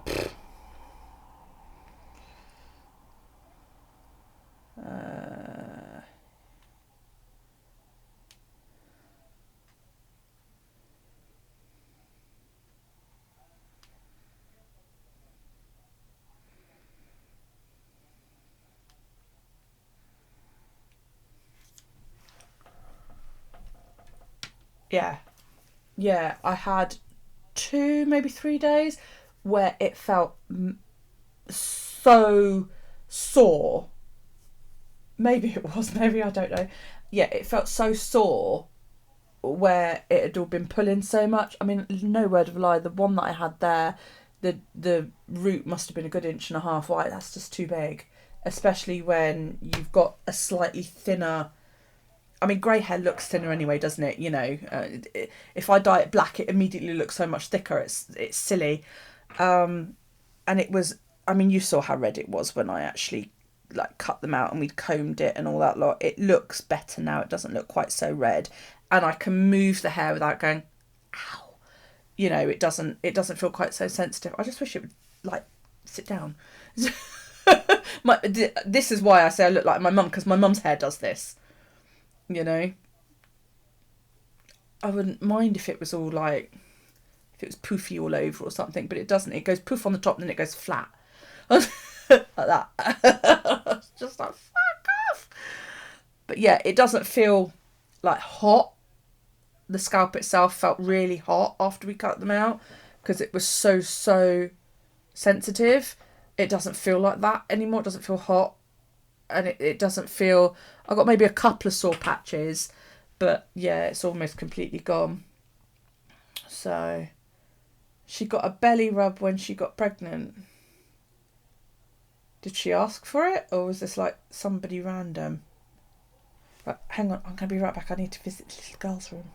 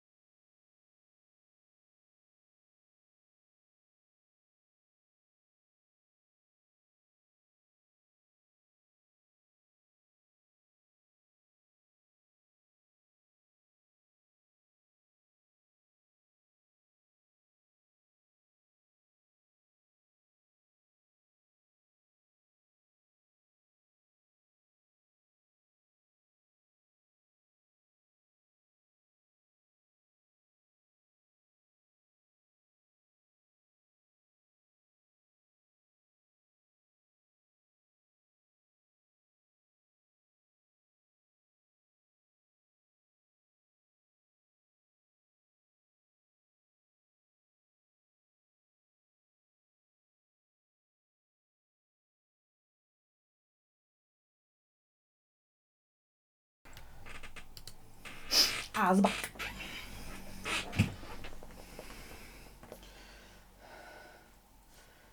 Oh, yeah.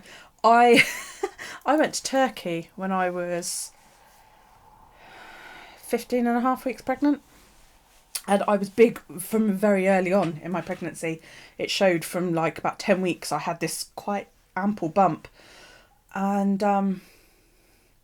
the Turkish community will congratulate the man when the woman is pregnant, you know. And everywhere we go, they go, oh, your wife, she's pregnant. Congratulate. And they would shake his hand.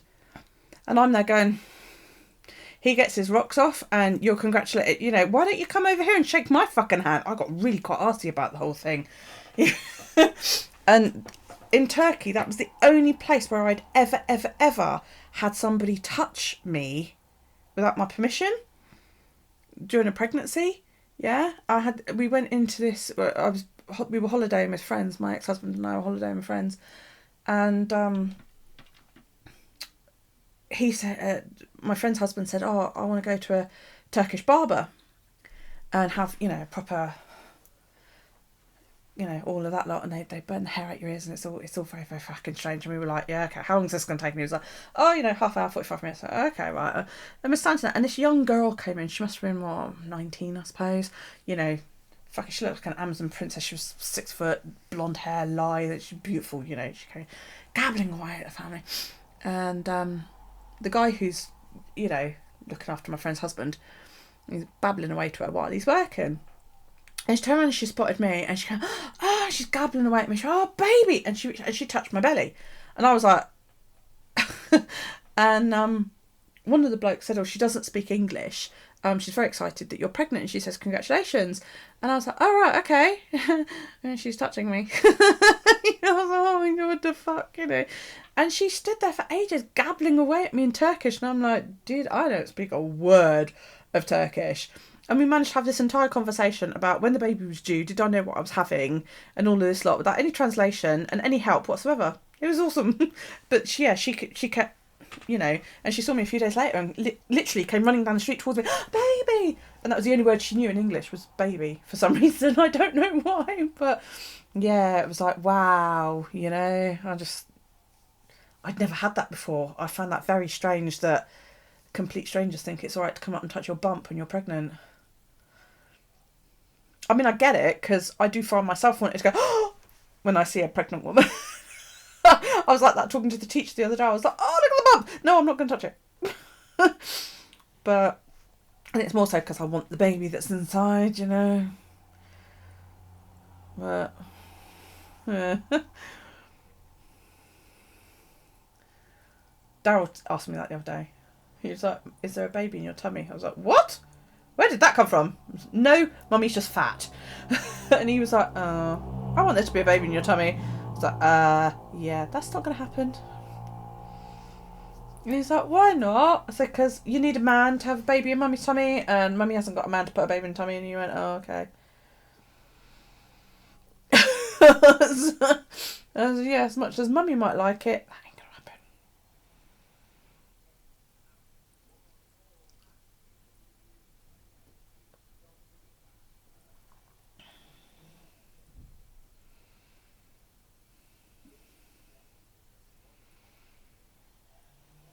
You've all gone quiet again. Where are you all? Come on, talk to me. I think you'd be great with a baby. I'd love another baby, but birds and bees, yeah. Yeah.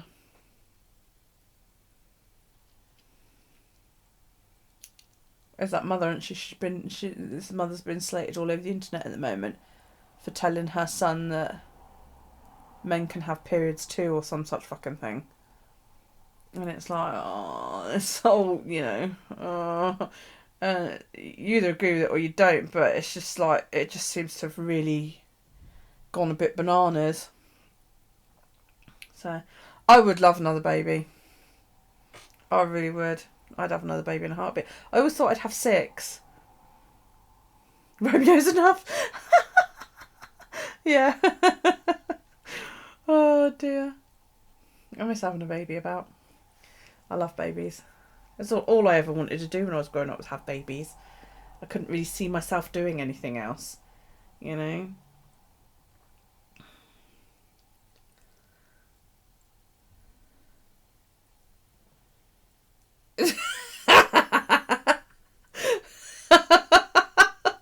Oh dear, when Benjamin was asking for a baby brother, I said let's get a dog because they're easier to train. He wasn't amused.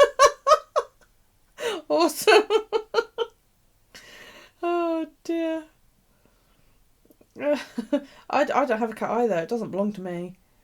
The annoying thing is, though, is when Alex moves down into the big house down the road, she won't go with him because she doesn't like it down there.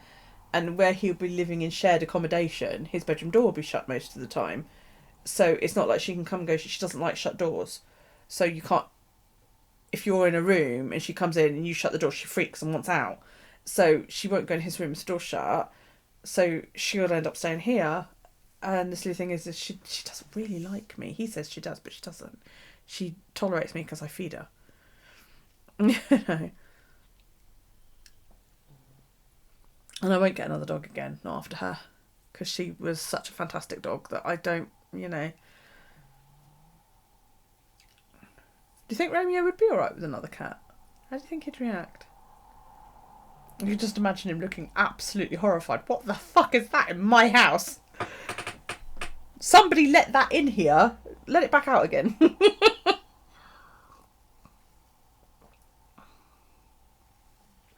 And I was going to ask you guys, right? Do you guys not have, like, guidelines on what age to get a kitten?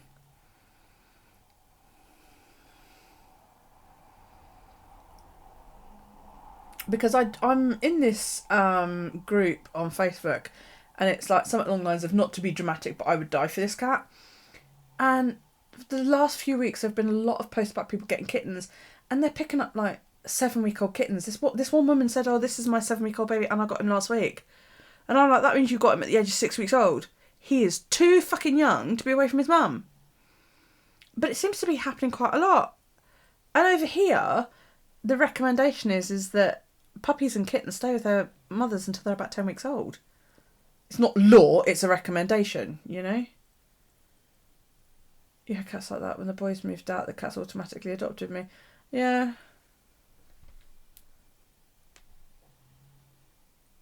Oh, hey, somebody might want my sofa.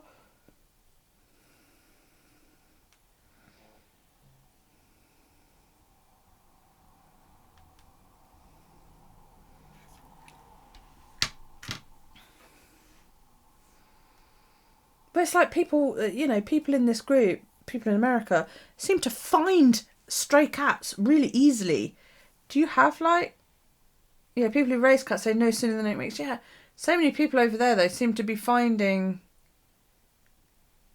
Yeah, they're not saying that they've lost their mum. Do you know what I mean? They say, oh, yeah, I went and picked up my kitten last week. It just... You know? And so many people as well. Oh, yeah, you know, this cat followed me home and I'm going to keep it. Yeah, it's about that here for baby animals. Pups and kittens and all that lot, you know?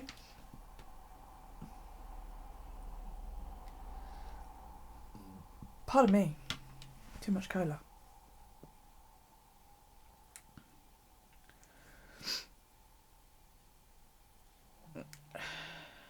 I mean, I've lost cats to other households, you know, where, you know, the old lady down the road will feed a cat, you know, Sheba pet food or, you know, gourmet pet food.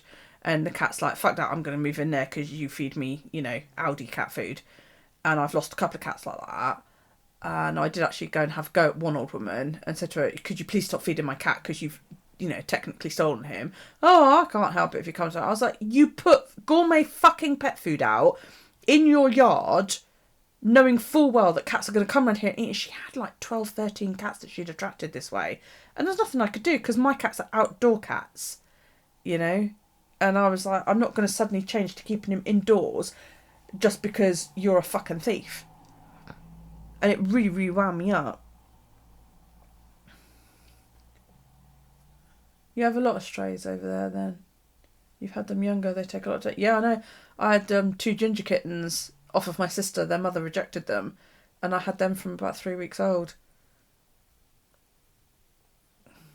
Oh, so that's so young, isn't it? Poor baby. Yeah, my sister's cat rejected the kittens, and she had a litter of 4. And she had 2 gingers, a black and white, and a tabby. And I took the 2 gingers because I said, you know, if she has gingers, I want them. And my sister phoned me up in the middle of the night one night and she said, well, you're going to be happy. And I was like, it's a cat and a kitten. She said, yeah, it's 2 gingers. And I was like, awesome. And yeah, she phoned me up like 10 days later and said, if you want them, you better come get them soon because I don't think the mum wants them. And I ended up taking them home at, about 2.5 weeks old. Every 4 hours, getting up, feeding them and all that lot. Your neighbour feeds all the cats and a young fox. And fox sat and waited for food and they sat like, oh. See, I'm sorry, that's so bad when people do that.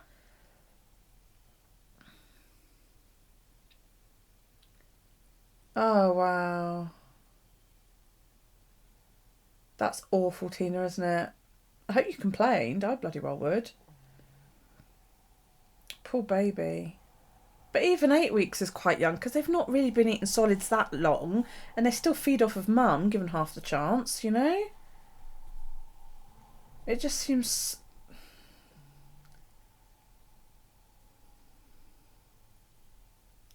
so young, doesn't it, really? I mean, people say, oh, well, they can look after themselves. Well, they can't. I'm sorry. But a 6-week-old kitten couldn't look after itself. It would rely on somebody else to look after it if its mother died. If it was out in the wild and a kitten at the age of 6 weeks old lost its mother, that kitten is going to die. It's not like it could go fucking hunting, is it? You know? So, no, I think it's wrong to take it away from its only sort of source of life, as it were. And then they're all showing these videos of these cats that are sucking on jumpers and stuff. And they're going, oh, look, it's so cute that he does that. And I'm like, your cat does that because it was taken away from its mum too young.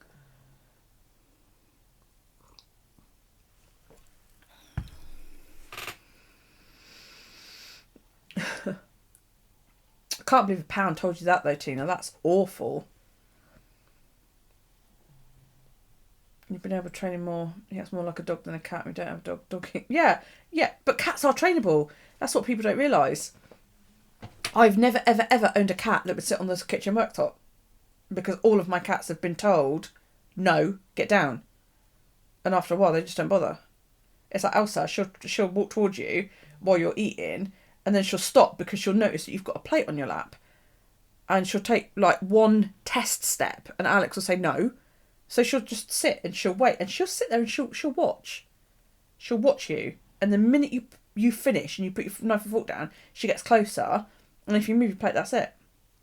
When is a proper age for a cat to go out? Yours have been indoor cats until they were 1 year old. Once they've been neutered at 6 months old, they should be able to go out.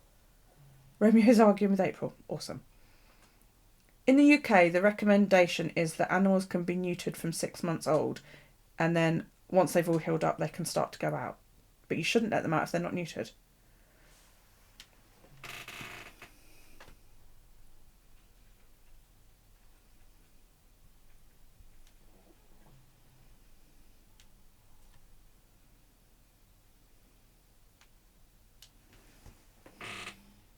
Yeah, it's never been that hard.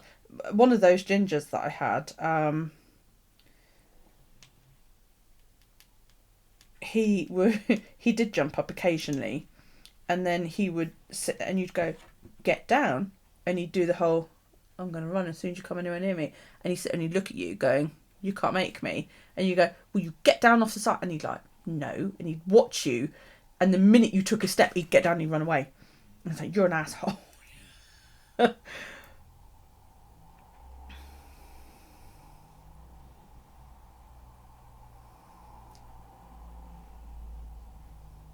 See, here it's unusual for people to keep cats indoors.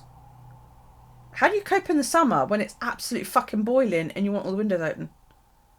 He doesn't want to fucking please. Oh, there you go. Some cats they're just assholes. See, I've always wondered that. You know, how do you cope in the summertime when it's boiling and you want to open everything in, you know, and all of that lot? I used to have one cat that would, when he decided it was bedtime, he would come and sit in the lounge doorway and glare at me. And I would say, okay, what? And he'd look at me, and then I would get up, and he'd go running to the bedroom, which was in the big house, was the room next door to the lounge. And if I walked past it, he'd come back to the doorway going, well, where the fuck are you going? Do you know what I mean? He'd look really, really annoyed. Yeah, see, screens on windows and doors and AC, we don't have all that here.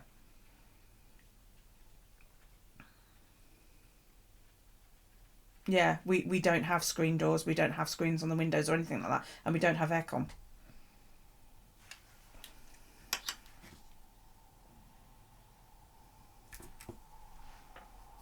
I think that's why it's more unusual here for cats to be indoor cats, because we don't have that kind of thing.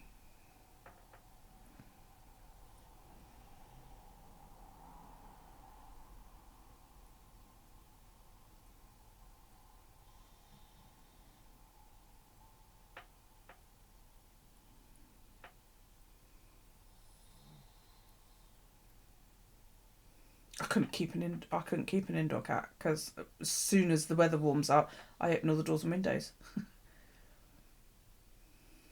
No, I don't expect you can. I couldn't live in the south over there. It's too fucking hot. Is it still hot over there?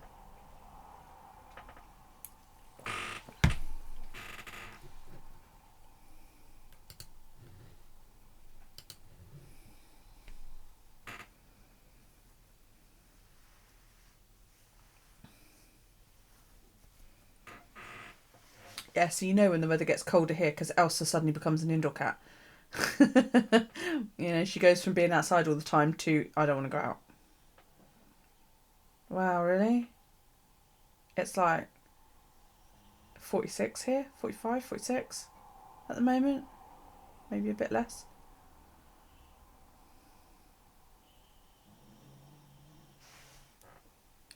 You're snoring again? I don't give a shit.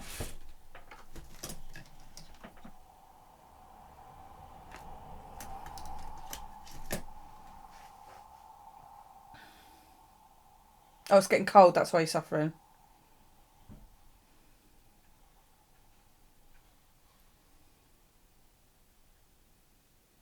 Oh. Oh, yuck.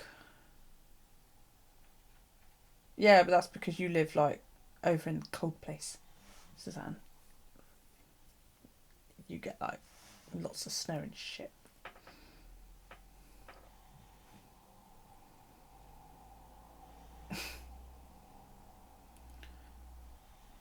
I would wish it warmer. I'm glad it's not raining, or it didn't rain today. But I would wish it... Yeah, I suffer when it's cold.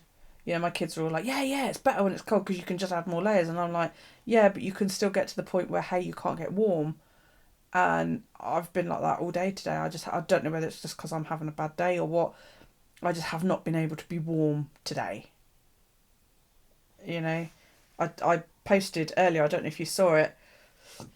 Pardon me, the, look at that bit of hair sticking out there. A picture of a black and white jumper. I made that jumper. That jumper's about 30 years old. And Callie's stolen it. And I was like, I wonder if she'd give it back because it's like double layered. Because it's two different colours.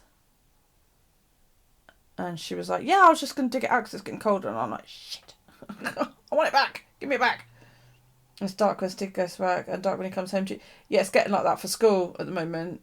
You know, it's sort of, it's lightning. It's getting light about 7:30 in the morning. And then the sun goes down about 45. Wrong. The sun goes down about 4:30. Sorry. Yeah, I made that jumper years and years and years ago, Mary. Years ago. It's older than any of my children, I think. It took me ages to make. And it's so thick and warm. It's lovely. And I don't have many jumpers. Because I up until this year, I didn't really feel the cold. You know, going around in a t-shirt was quite normal. And I was just like, I need a big thick jumper. So, You're close to 4 hours of daylight in the winter solstice. Wow. Couldn't imagine that. Couldn't imagine that.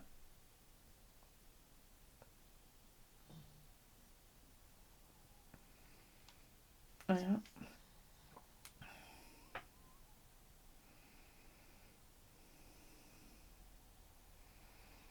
Oh, that's just Tina sending me photos of her weather, and that's just rude.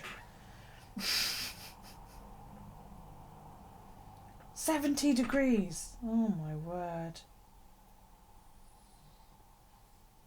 Yeah, today was what, 8 centigrade. That's what, 16, 26, about 45 degrees here. That's just, I mean, you're just showing off now. Anyway.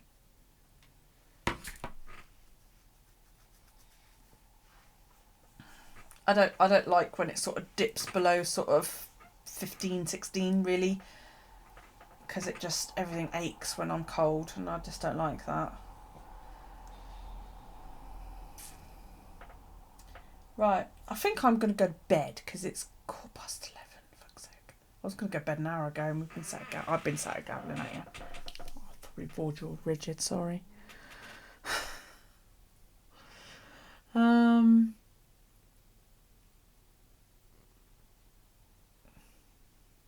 Yeah, they have like about half an hour, don't they? If that. They have that weird sort of grey, not sun, don't they? All the way up there.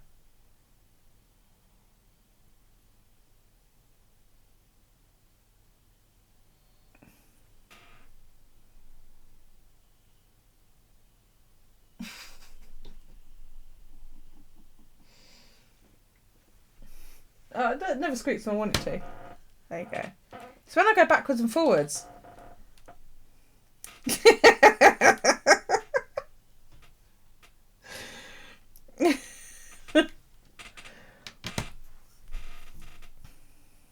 Yeah, I know, but you know, I'd love to go there just to see the Northern Lights.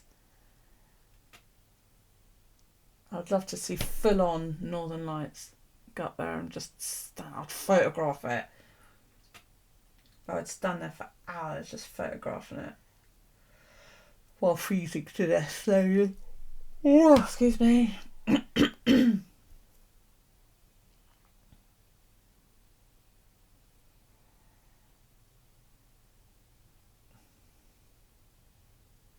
Yeah, I've never seen the Northern Lights, and it's one thing that I think is like, it's an amazing phenomenon, isn't it? Yeah.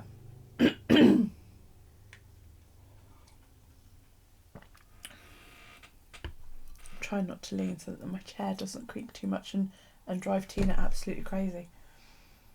And the sun just came off. Oh, I got a postcard from Alaska today. Did you see it? It was that one.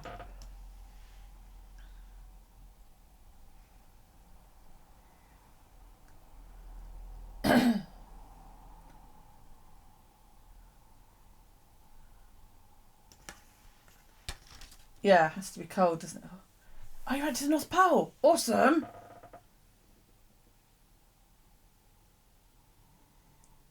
The trouble is, travelling is not something that you can do comfortably anymore, is it? Yeah. I didn't know whether you were here. It's like we used to have a camper van. I've been to Norway. I went to Oslo.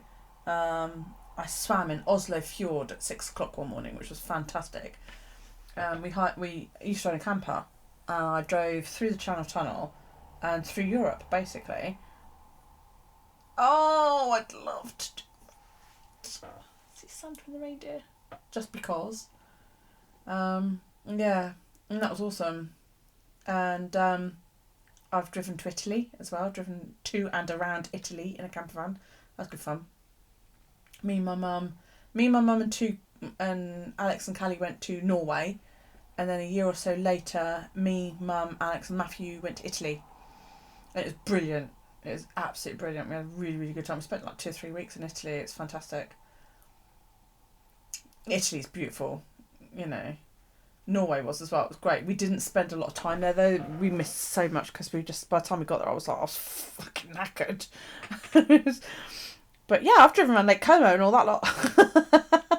Things like that. But yeah, it is. Yeah, I would like to go back and see more of Norway. Turns out Daryl's teacher is Norwegian as well. Because I said to her, I said, that's not an English accent. And she said, no. She said, I'm from Norway. And I said, oh, really?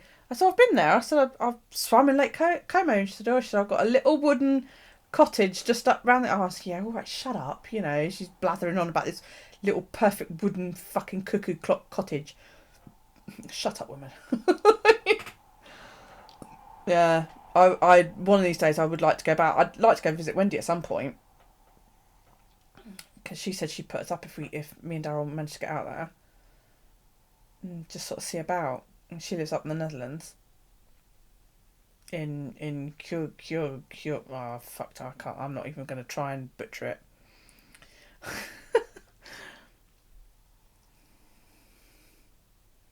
Trouble is, travel is so expensive, isn't it? Well, it is for us. Especially if we leave the EU.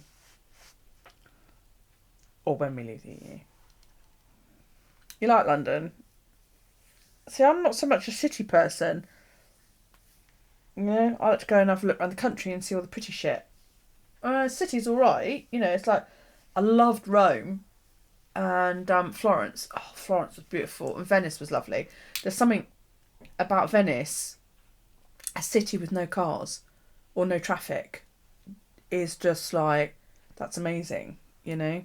And I found it quite beautiful, quite ethereal in a way.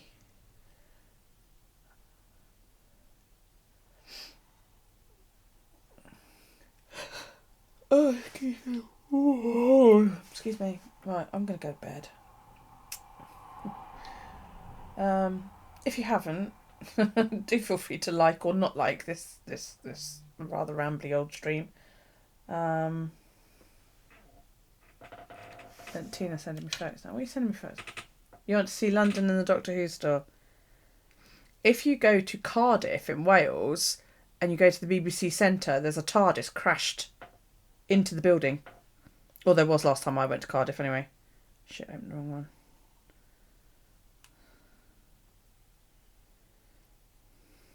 Oh, it's photos from Santaland.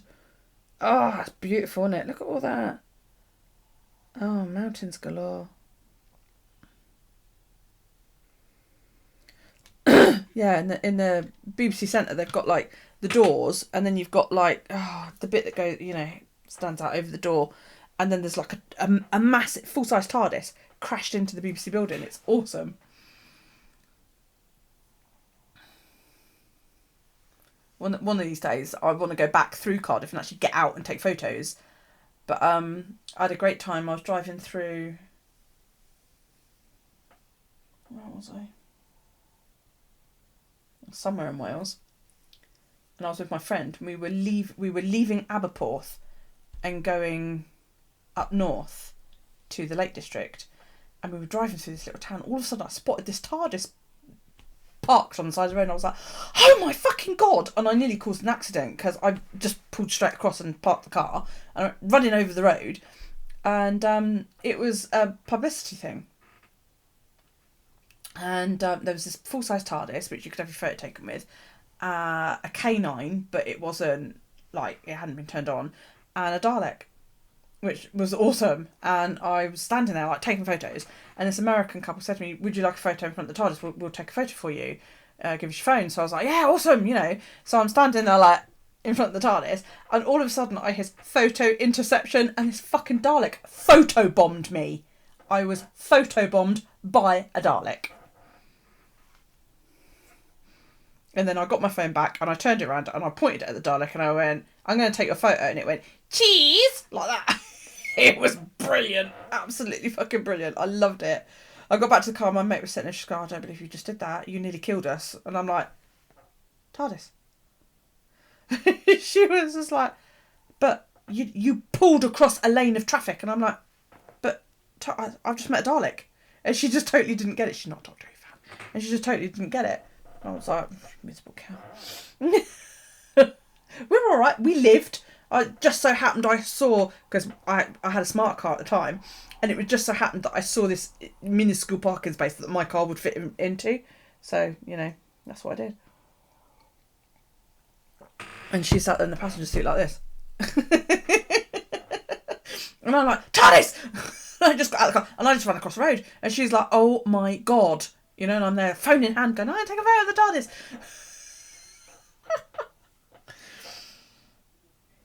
She just didn't get it.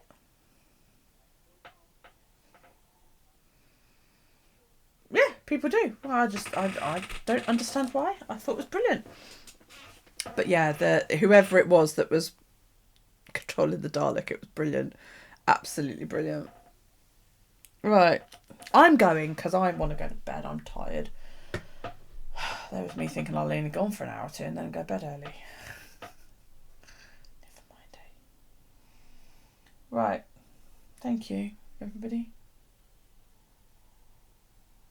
I do appreciate it. I appreciate you listening to me ramble and rant and everything else. I will be back, hopefully, with a today and my BuJournal tomorrow. Always sounds weird when I say it like that. Yeah, that'll be a Thursday edition. And yeah, I appreciate it all. I appreciate the messages that I've received today. Thank you. You know, I'm getting there. Normal sleep will resume. Take it easy. Yeah, thumbs up if you want. If you're watching this on a rerun, hey, this is not the normal kind of shit we do. I'm normally much more with it and together. Honest. I'll see you next time. Take it easy, guys. Love you loads.